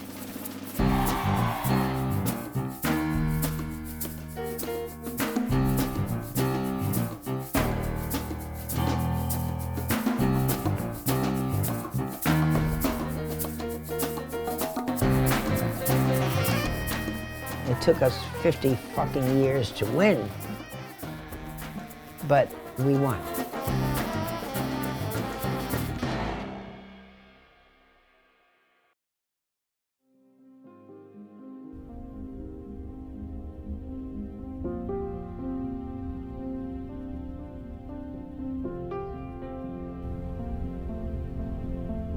It took us, I think, 6 or 7 months to wake the city up to the fact that we're not going to go away. We're not going to stop shoving and pushing and pulling. And they had to begin to respond to us.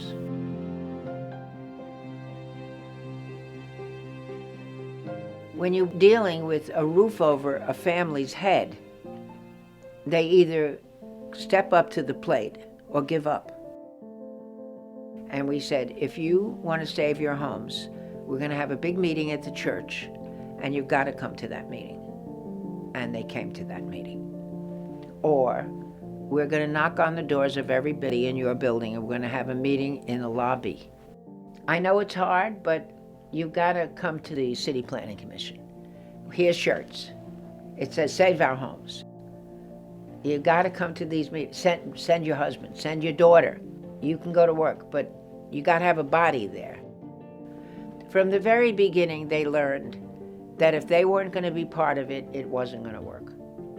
And they were a part of it.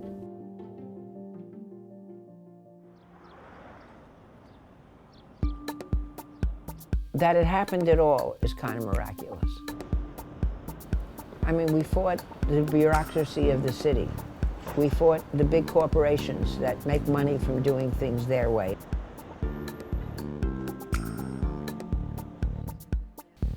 And I think it's a shame that it should take 50 years to win this kind of a struggle. But there's nowhere in the city where the tenants who lived there wound up with 65% of the wealth in real estate. She's looking out for purple stuff for me. I think that's an accomplishment, and I'm proud of that accomplishment. We're here for you guys. Without you, we can't be here.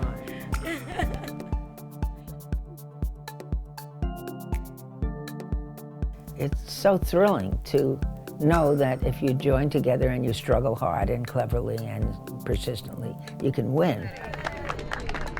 You know why we're going to win this fight? You know why? Why? Because we don't give up. We don't give up. I think that fighting back is a very life-giving force. And it's part of my nature. I don't know how to react any other way. You know, I'm so old, I can't change my style.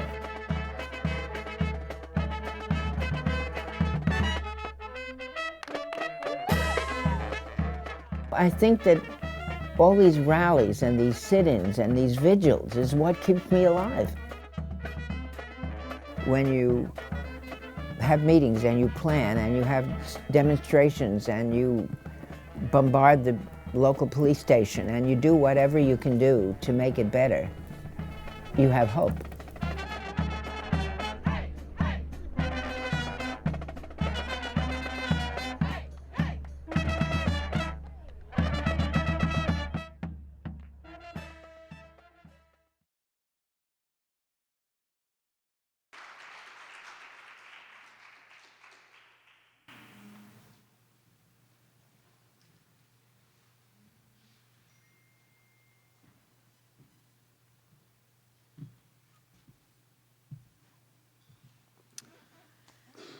It's so fabulous to be here and to be inspired, as we always are, by the words of our leader, our mentor, our guide, Francis Goldin Presente.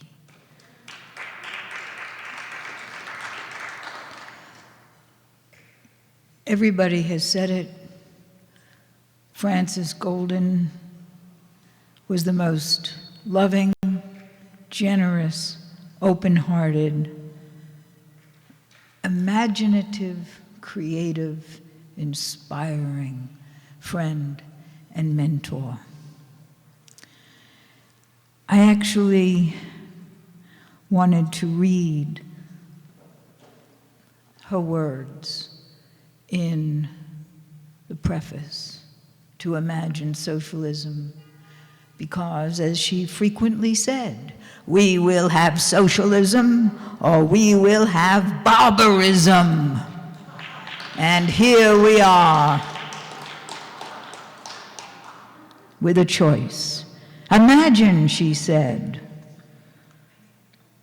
imagine full employment, universal health, free advanced education for all. Imagine women fully equal pay for equal work. Imagine an end to discrimination against gays, lesbians, bisexuals, transgenders. She loved, adored her lesbian daughters, and all of us felt as if we were her daughters. I always remember whenever I would say to Frances Goldin, I love you, she would always say, I love you more. And that spirit, I love you more, is what is her legacy. And here we are, as we face the future, we understand two things. Life is about the struggle, and we are in the struggle. And so we are inspired forever by Frances Goldin's work, by her vision, by her legacy, and we will go forward, shoulder to shoulder, into the future. Hearts open, fists high.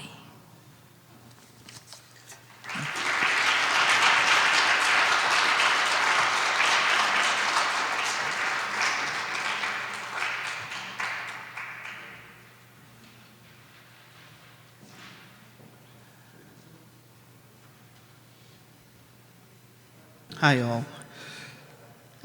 This is tough. This is really, really tough. I'm gonna try to get through this without tearing up.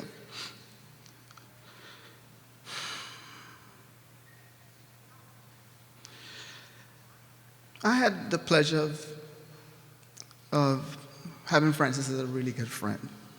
The short time I met Frances, she quickly made the guest list on my wedding.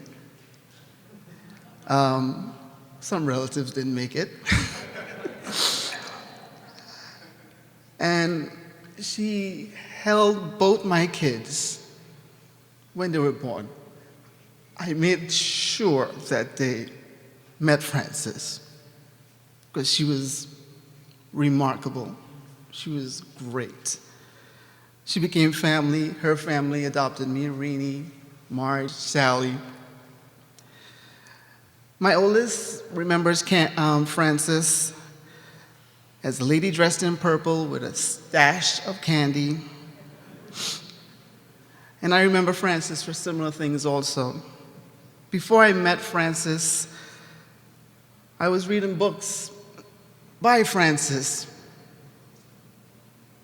in college. Never met her, never saw her, but unwittingly, she reached me. When I finally met Frances, oh my Lord, her imagination was so wild. She was able to expand my imagination and think outside the box politically. Her sense of humor, wicked. And her optimism baffled me. And I say that as a young person. She saw so much more than me. And I always thought, how come she's never deterred? And I took that to heart.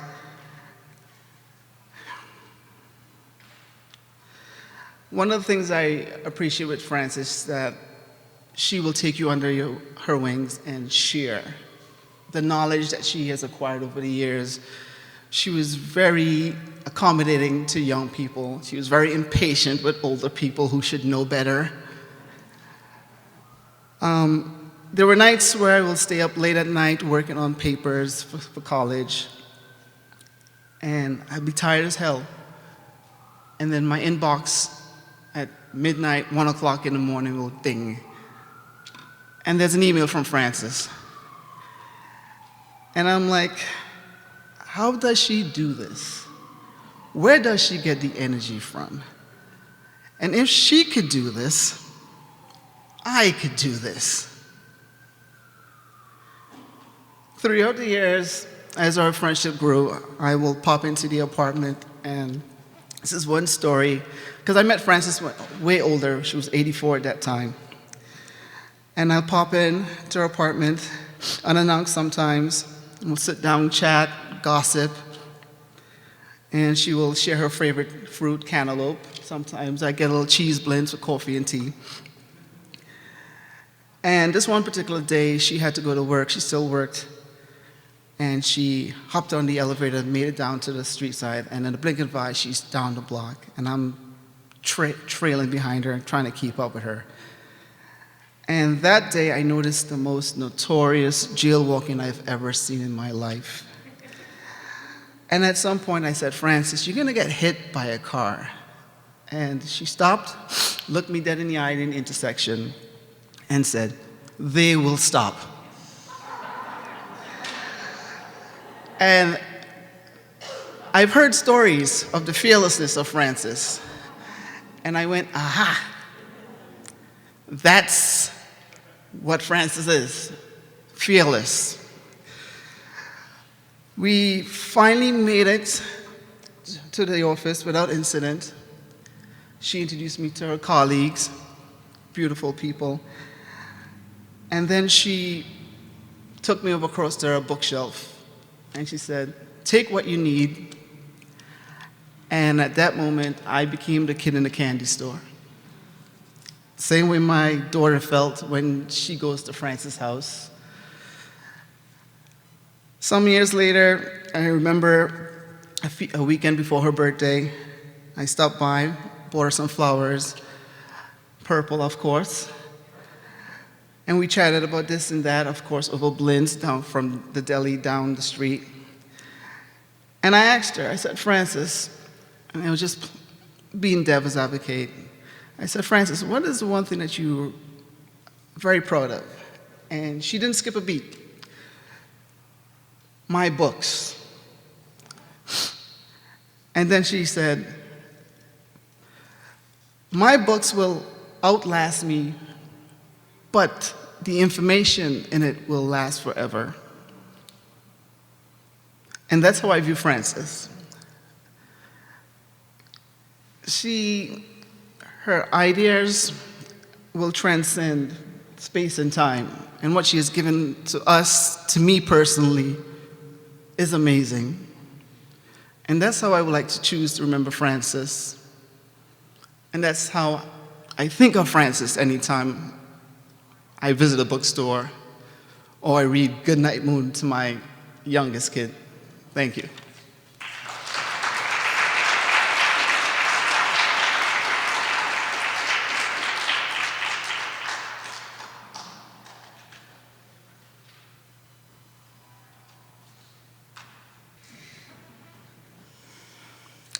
Hi. I had lots of thoughts about Frances, but I think that I'm going to tell you a story of the first time that I met Frances. It was the fall of 1952, and it was a blindingly bright, sunny day. We were on the roof playground of the Educational Alliance Nursery School, located on the Lower East Side. It was all concrete, tar-papered, and fenced in. I was playing on the ground in the sun when there was suddenly a shadow on me.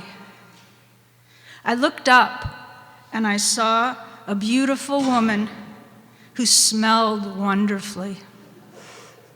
I could see her face, but because she was blocking the sun, She was surrounded by sunlight streaming all around her.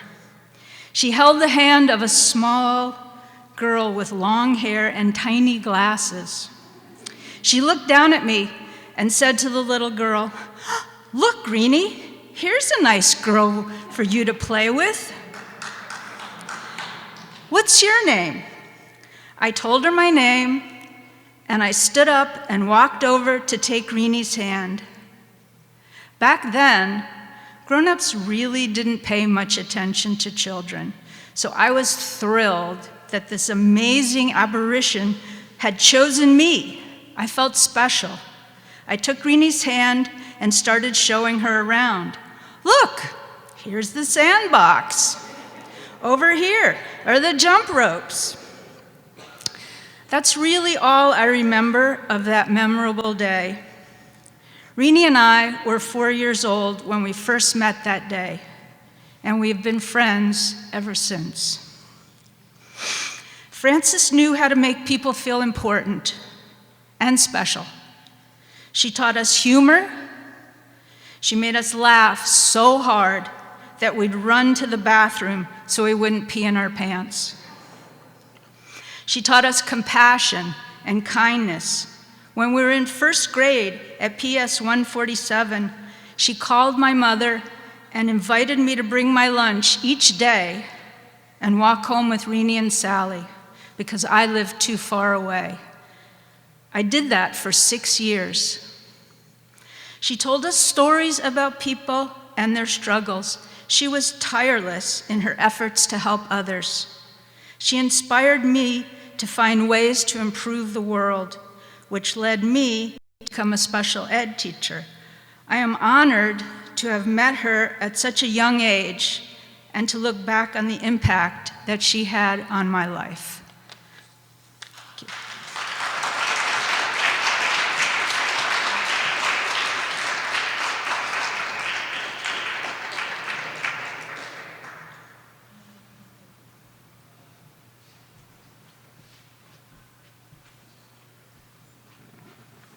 Good afternoon. Frances and I met in 1972 when I interviewed at the Cooper Square Committee for the position of community organizer. I have been active in the anti-Vietnam War movement, and I worked for the Harrisburg Defense Committee, a group formed to defend the Berrigan brothers and 6 others accused of various crimes, including conspiracy to kidnap Henry Kissinger.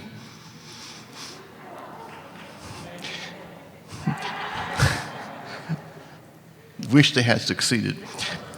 Given this background, I was sure I would not get the job, but to my surprise, Frances loved it and I was hired. The urban renewal buildings had been acquired by the city and were being poorly managed and maintained. Rent strikes were necessary to keep the housing livable. But Frances had some strict rules. Rent strikes had to have a clear objective. Rents had to be deposited monthly at the Cooper Square office. Frances always emphasized the need to combine community organizing with community planning. The alternate plan for Cooper Square called for new construction of low-income housing and embodied 3 principles. 1, residents must be the beneficiaries and not the victims of urban renewal. 2, development should take place in stages. And 3, residents were to remain in their homes until development was imminent. Yes, it took 50 years for the Cooper Square plan to be implemented, but unlike Stewart Park, where 1,850 families lost their homes, no one was displaced. Over the years, thousands of families were evicted from their homes by Robert Moses' slum clearance committee and Roger Starr's planned shrinkage, but not in Cooper Square. We were organized and we had a plan. In 1985, after overcoming many obstacles, funding became available and 2 projects were built, Delma Burdick Apartments and Shasta Green Housing, with Cooper Square tenants and CB3 tenants being given priority. But we now had a new dilemma. The original buildings had deteriorated and were still fully occupied by the remaining original tenants and the new homeless families with no new housing available. Frances led us through a multi-year community organizing and planning process more than 40 membership meetings, and 200 building meetings, resulting in a revised plan for Cooper Square. The revised plan embodied another principle from Francis: fight like hell and compromise when you must. Cooper Square had the power to stop Mayor Koch's plan to economically integrate the Lower East Side, but no funds to renovate our buildings. The revised plan for Cooper Square called for the sale of two vacant lots for largely, I hate to say, market rate housing to fund the renovation of all the existing buildings at no cost to the tenants. After renovation, the buildings were folded into a single nonprofit cooperative, the Mutual Housing Association, and the land was leased from the Cooper Square COT for 99 years, giving the COT the responsibility of co-governance and stewardship. Francis co-founded both organizations. Francis was a founding member of the Met Council on Housing, the Lower East Side Joint Planning Council, and the Coalition for District Alternative, CODA. She led campaigns to preserve and develop thousands of apartments for very low-income and working-class families. She fought Sheldon Silver and his political machine to racially integrate the Grand Street co-ops where he lived and to build affordable housing in Seward Park. She fought for equal rights for all, regardless of race, color, age, or sexual orientation. Che Guevara said, "At the risk of seeming ridiculous, let me say that the true revolutionary is guided by great feeling of love." Francis was a true revolutionary. When people told her of their love for her, she would reply, "I love you more." Most of all, she loved her lesbian daughters. Goodbye, dear comrade. You are missed. You will never be forgotten.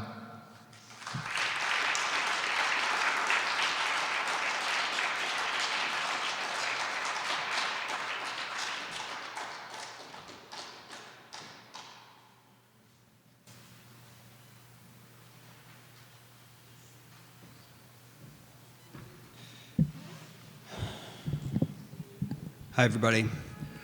My name is Dave Powell. I'm the executive director of the Cooper Square Mutual Housing Association, one of four one of several, one of a dozen or so neighborhood organizations, but one of the four Cooper Square organizations that Fran co-founded. There's no way in 2 minutes I can possibly capture in any real way what Fran meant to me, and others have done a really good job about talking about her history. There are two things, though, that I want to highlight, and both of them are specific to the Cooper Square MHA community. As we all know, among other things, Fran was all about community, defending it, nurturing it, loving community harder, this community harder than anybody I've ever known. Because we at Cooper Square MHA, like many other community-based groups, have not had a chance to be in a space like this and not celebrate the lives of the people that we've lost, or even to say their names. I'm going to read aloud the names of the people that we have lost in our community, residents and close allies, from about a year before Fran passed until the present date. And if after I read these names, if you have a name, if you're inside or outside, that you want to speak into this space, please shout it out. Sandalia Botter, Shirley Campbell, Rachel Carrione, Gloria Cintrone, Milton Cintrone, Maxine Fee, Luis Figueroa, Purushottam Goyal, Chin Lee Sao King, Clara Medina, Stasia Makula, Lynn McNamee, Harriet Putterman, Veronica Sadler, Anthony Serrano, Joe Serrano, and Donna Sims. Is there anybody else who would like to call out a name? Please do so.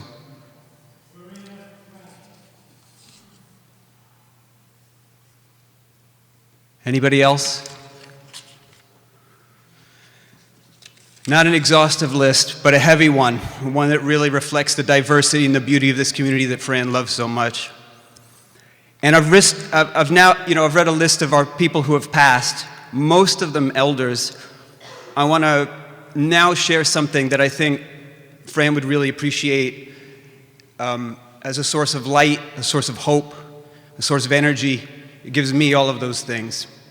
And that is, at Cooper Square MHA, we have, as every community-based group has, as the entire housing movement has, that constant anxiety of whether the mantle will be passed from one generation to the next, right? And I want to just remind those of you who are Cooper Square MHA residents and share with you, for those of you who are not, that among other things, the last 4 of our 5 board presidents have been second, third, or fourth generation residents of the housing that they live in. In this community, leadership rises from the soil, and Fran was one of its primary gardeners and architects, its primary promoters. And so for me, it gives me a sense of comfort to be able to say to Fran, on whatever astral plane or next place that she's in, you did your part, you set us up, and we got this now. I'm going to say thank you. Yeah, you can applaud for that. Thank you. Thank you. With a chant, some of you will be familiar with this. I'm going to say Cooper Square, here today, and you're going to say here to stay. Cooper Square, here today. Cooper Square, here today. Cooper Square, here today. Thank you. Thank you, Fran.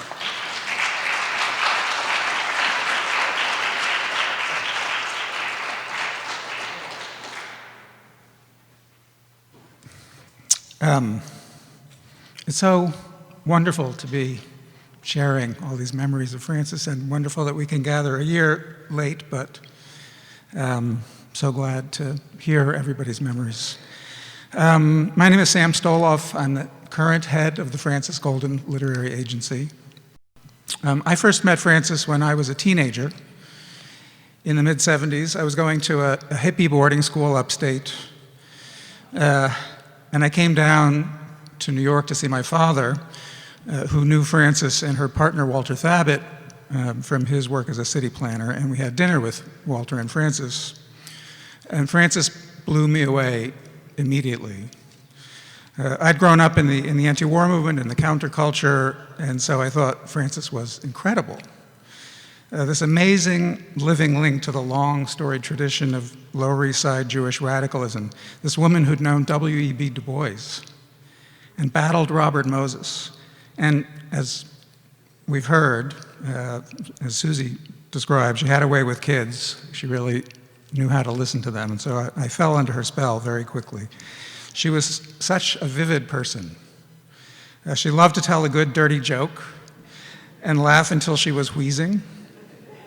She loved to feed you a sectioned half grapefruit or a bialy on a thrift shop plate. Loved to recruit you to lick stamps for a mailing, maybe organizing against the illegal green tow trucks that had taken over the block.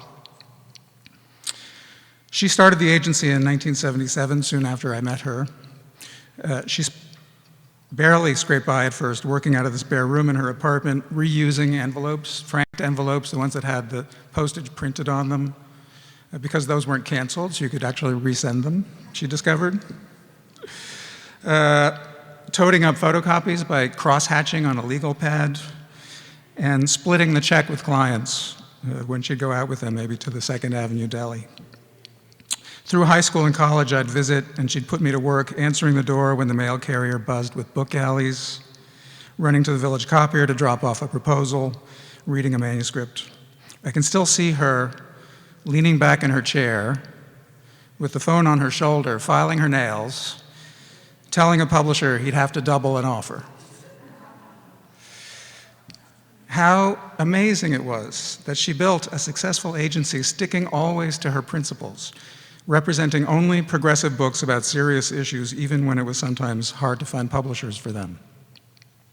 For me, it was a bit like Narnia. I stumbled into it as if I'd gone through the back of a wardrobe and found a magical world. I hadn't started out thinking, maybe I'll be a literary agent. Really, nobody does. But Frances made it irresistible. She was so devoted to her authors, so passionate about their work.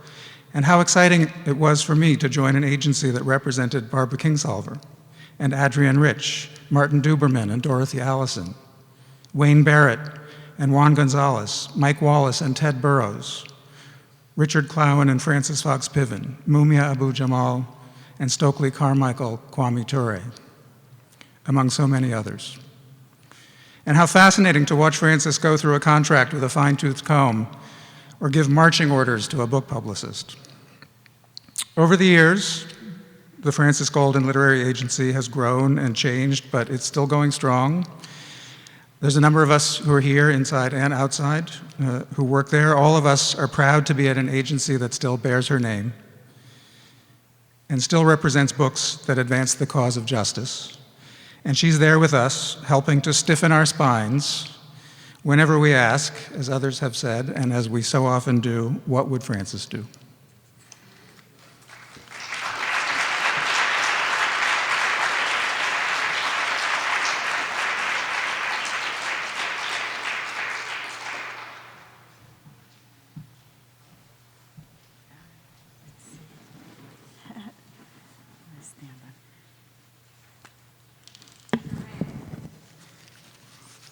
Don't be offended. Sorry. Hi, my name is Thea Martinez, and I'm here with my sister, Miranda Martinez. And I'm really privileged to be able to say that today, and the fact that I can say that I'm here with my sister, Miranda Martinez, is something that I have to say is one of the million things that I can be grateful to Frances Goldin for, because, well, it started way back, I guess, on East 4th Street when Frances arrived at the door of the apartment that my mom and Ernesto Martinez, my father, a housing organizer, were living in at the time. We were very young, and Frances had gone around knocking. She had gotten the wrong address for our apartment, but she tracked us down eventually by just asking everyone where the socialists lived. So she showed up and we, came right in, and that was the first of many brunches and bags of hand-me-downs, clothes that I received from Sally to Rini to my older sister Carol to me. The brunches and the hand-me-downs were part of the tradition that I am so privileged to inherit. And, but my father, I think he had I'm proud to say today, he had a streak, he had a knack, he had something divine when it came to community. He was an organizer, and a lot of what, Frances did was in tandem with an organization that eventually, later became, I think, corrupted, but it was called La Coalición para Viviendas Humanas, which means Coalition for Human Housing. And I just mentioned this idea, so that we remember that movements and movement success never happens in isolation. It's always multiple factors and many dimensions that create real forward, real progress. And Frances knew that, and Ernesto, for example, one of the founders of the Lower East Side Joint Planning Council, which still is visionary. And all I'm trying to say is that my family, despite all the genius and wonderful things, was broken. You know, we had some bad luck, some bad stuff got in the mix, in the genetic mix, and schizophrenia is a part of my story, you know, not mine, my brother. His name was, you know, they idealistically named him for the great Chilean poet Pablo Neruda Martinez, but he died with, as a result of a savage beating in Manhattan State Psychiatric on December 24th, 1982. He was mercilessly beaten. And it broke me and it broke my family. And my father and I could never speak. And Francis, the fighter, Francis, the lover, came to the rescue of my family. And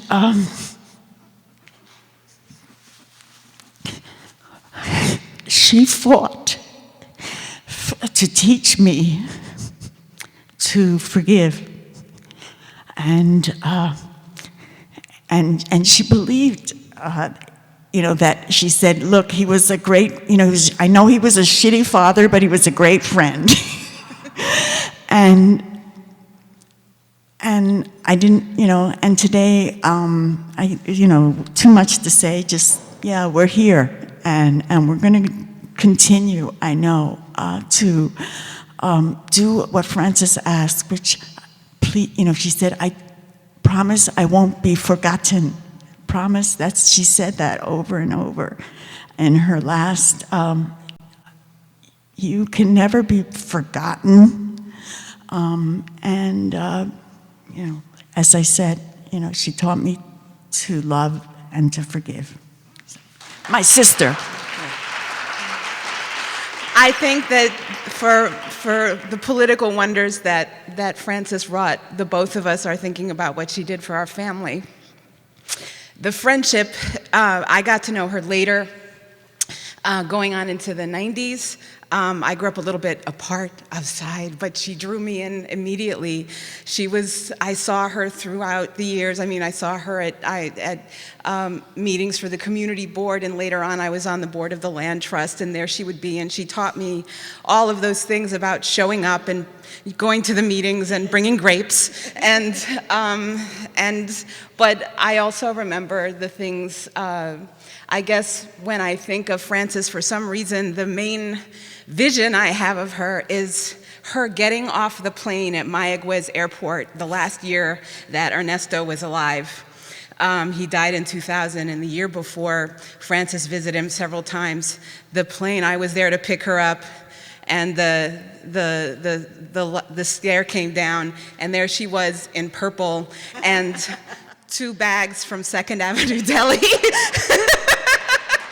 And my father, who was already ailing and and ill, you know, with bronchial and heart things, but I still remember the thing that she did, that she always did for everyone, but she did for him, pouring life into him, where they ate soup and kasha varnishkas and lax and sable, and he laughed and laughed.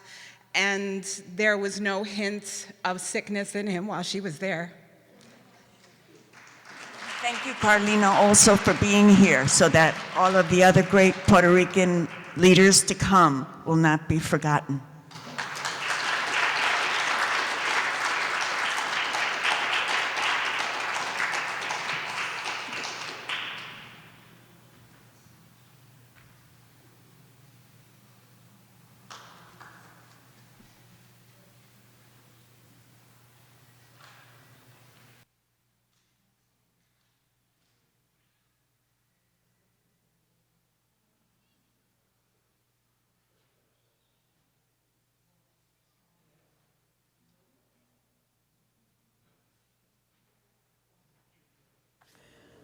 What can I say about my mom that hasn't already been said? She was a force of nature. She was a larger-than-life personality. And she was a fierce advocate for those who could not raise their own voice. I'm so glad I had her with me for almost 96 years. even a year later, it's really hard to believe that she's gone. So instead of listing a whole bunch of accomplishments, I'll tell you a few stories that remind me of the kind of person she was. 75 years ago, on January 23rd, 1946, my mom went into labor with me, her firstborn. At that time, they kept women in the hospital for several days, and the babies were kept in a nursery, and they bring the babies in to see the mom several times a day. But after I was born, my mother said, I want to breastfeed her. And the nurse assured my mom that I would be bottle fed in the nursery, and it was clean, and it was sterile, and it was safe. And, you know, she shouldn't worry, and she'd get to me. And my mother said, no, I want to breastfeed her. And the nurse said, you know, Mrs. Goldin, it's okay. We'll take really good care of your daughter. You'll get to see her. So my mom, true to form, got out of bed and marched down the hall and found the nursery and found the little crib labeled Goldin and took me back to her room and started nursing me. And all of a sudden there was this big commotion and bells ringing and people yelling outside her room, and somebody burst in and said, Mrs. Goldin, we thought your baby had been kidnapped. You can't just take a baby out of the nursery. And she said, well, I told you I wanted to breastfeed her and nobody listened to me. Then the same scenario was repeated later that day. So the next time I was due for a feeding, a nurse came into the room and said, Mrs. Goldin, we're bringing your baby to you in 5 minutes. Don't get out of bed. Don't worry. We're bringing her to you. And they did. And after that, every 4 hours, they'd come in and say, okay, Mrs. Goldin, don't get out of bed. Don't go to the nursery. We're bringing your daughter to you so you can breastfeed her. When my mom first created her iconic sign that she brought to every great gay pride parade, it said, I adore my lesbian daughters. And then in 1993, there was a huge march on Washington for lesbian, gay, and bi rights. And a few months before that, my mom called me and said, I have a problem. And I said, what's the matter? And she said, well, I want to go to the march, but I can't bring my sign. And I was like, why not, Mom? That sign is perfect. And she said, Sally, it's a civil rights march. March, you need a demand. And my sign is just bragging about my daughters. It's not a demand. And then she paused and said, oh, wait. And I said, so what?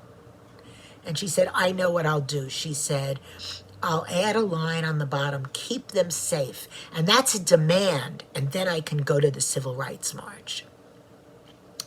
Problem solved in my mom's inimitable manner. So my mom's favorite song is the Internationale. And when I was 70 years old, I had a big birthday party and talent show in San Francisco, and Renee and my mom came out to help me celebrate. And I was part of a chorus called the Rock and Solidarity Labor Heritage Choir. And we decided to sing the Internationale. And when I told that to my mom, she asked if she could come up on stage and sing it with us. And I said, sure. So when we were ready to sing, I invited her to come up and sing with us. And as she approached the stage, one of the chorus members helpfully held out a sheet of paper and said, here are the words. And I had to laugh because my mom has been singing that song before some of the chorus members were born. But she just smiled graciously and said, I don't need them. I miss my mom every single day.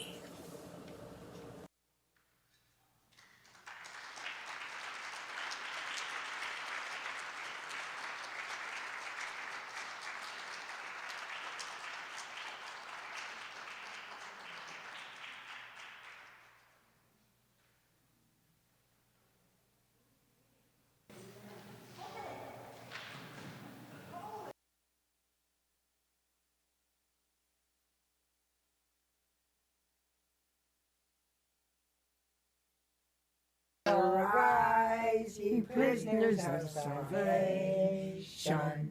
Arise, ye wretched of the earth. For justice thunders condemnation. A better world's at birth.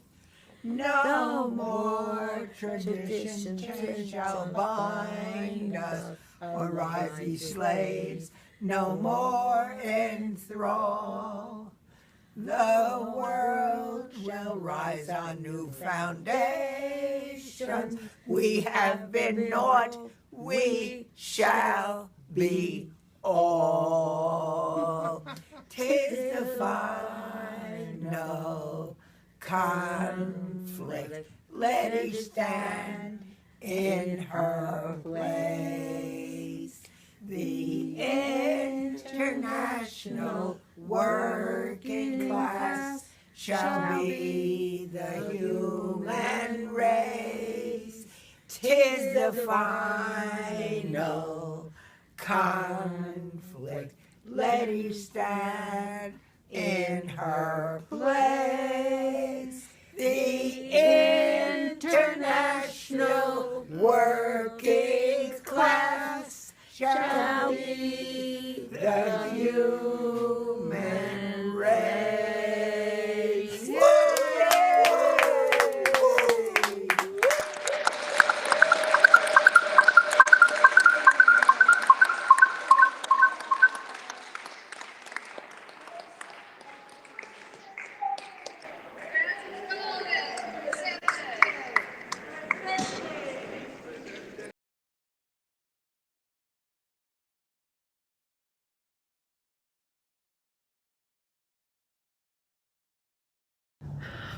Rarely in this world are we blessed with someone who spends their life fighting for the rights and freedoms of other people. But Frances was that person. As a mother, as a citizen, as a friend, she was always there for all of us. And it was an inspiration to get to love her and a joy to be loved by her. I know you agree that she will not be forgotten and that she would be so happy that her work and her love lives on. We miss you, Frances. I miss you. Here's to all that you taught us and all that you showed us that we could be. We won't let you down. I love you.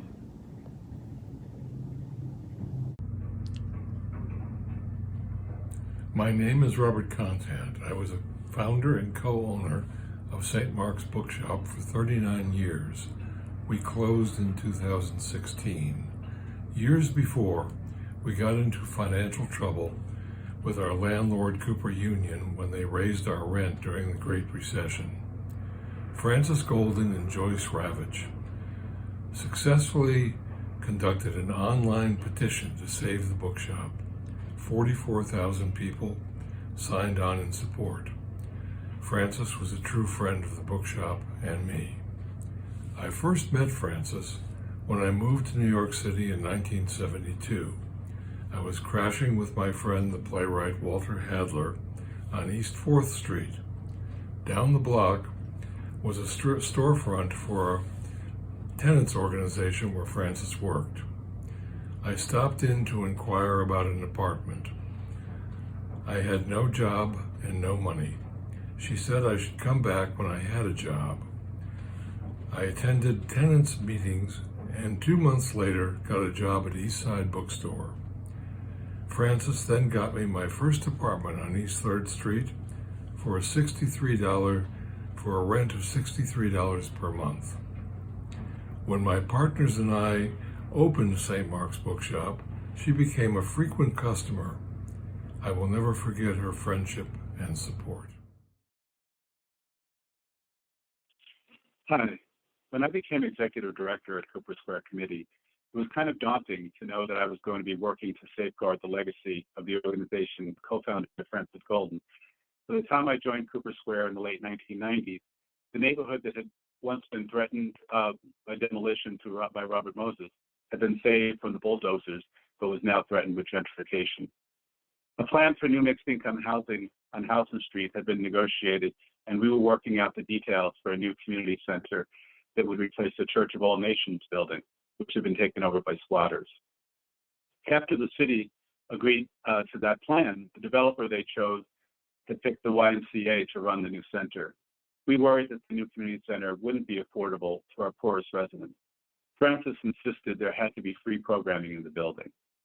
She was part of our negotiating committee, which met with the developer, Avalon Bay, and she demanded that the YMCA partner with University Settlement and share the new building. Avalon Bay ultimately agreed, and so today people can use the center for free programming for University Settlement without having to pay YMCA's membership fee. Seniors can swim in the pool, there are after-school and youth programs, people can take yoga classes and other fitness activities. Thousands of people use these programs every year and have Frances Goldin to thank for making the community center on Houston Street more inclusive to serve our entire community. Even though Frances was on the board of the MHA and not on Cooper Square Committee's board by the time I arrived, I had opportunities to talk to her on the phone when I wanted her perspective and her input, and I visited her at her literary agency on occasion. It gave me a chance to hear her talk about her other passions, representing visionary and radical writers such as Barbara Kingsolver, Martin Duberman, and Mike Wallace. And she'd tear up when she would talk about how her last remaining life goal was to see Mumia Abu-Jamal released from prison. Frances saw the world with such moral clarity, and she directed her righteous anger at those in power who were selling out our community. She was unwavering in her belief in the need to repair this broken world, and that we all have a role to play in that project. She made it her life's work to elevate the voices of all those who are marginalized by systemic racism and our patriarchal and heteronormative culture. I think it goes without saying, I've never met anyone like Frances Goldin before. Thank you, Frances, for everything you taught me.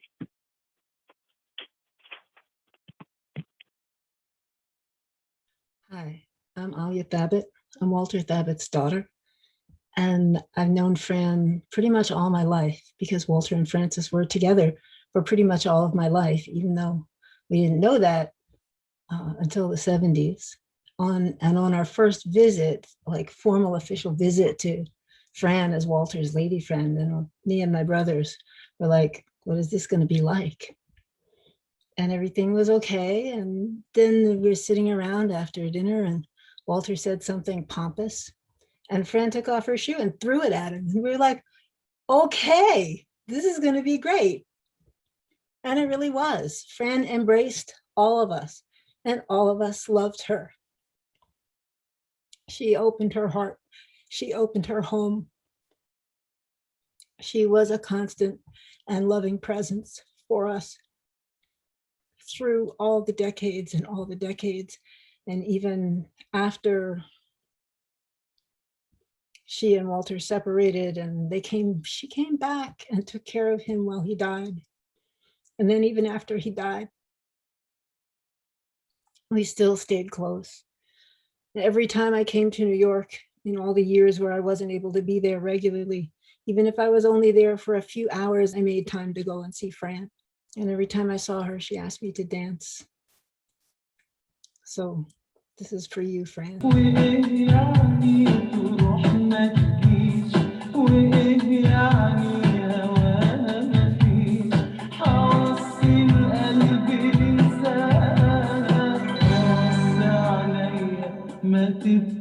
Safe travels, Fran. Maybe we meet again in all of our lifetimes.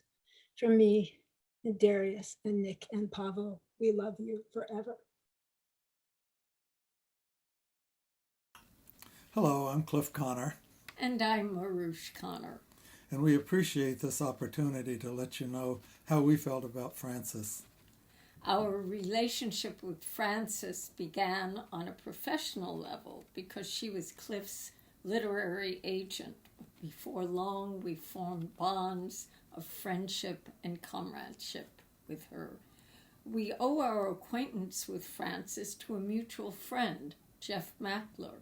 In the year 2004, Jeff was a national leader of the efforts to win justice for Mumia Abu-Jamal, and Frances was Mumia's literary agent. Frances opened the doors to publication for me. She always said that her mission was getting books that make a difference published. and I was really deeply gratified that she saw my books in that light. Frances did one thing for me that I don't think any other literary agent could have or would have been able to do. She got my book, A People's History of Science, published in Spanish translation in Cuba. Not only that, she also got us an invitation to the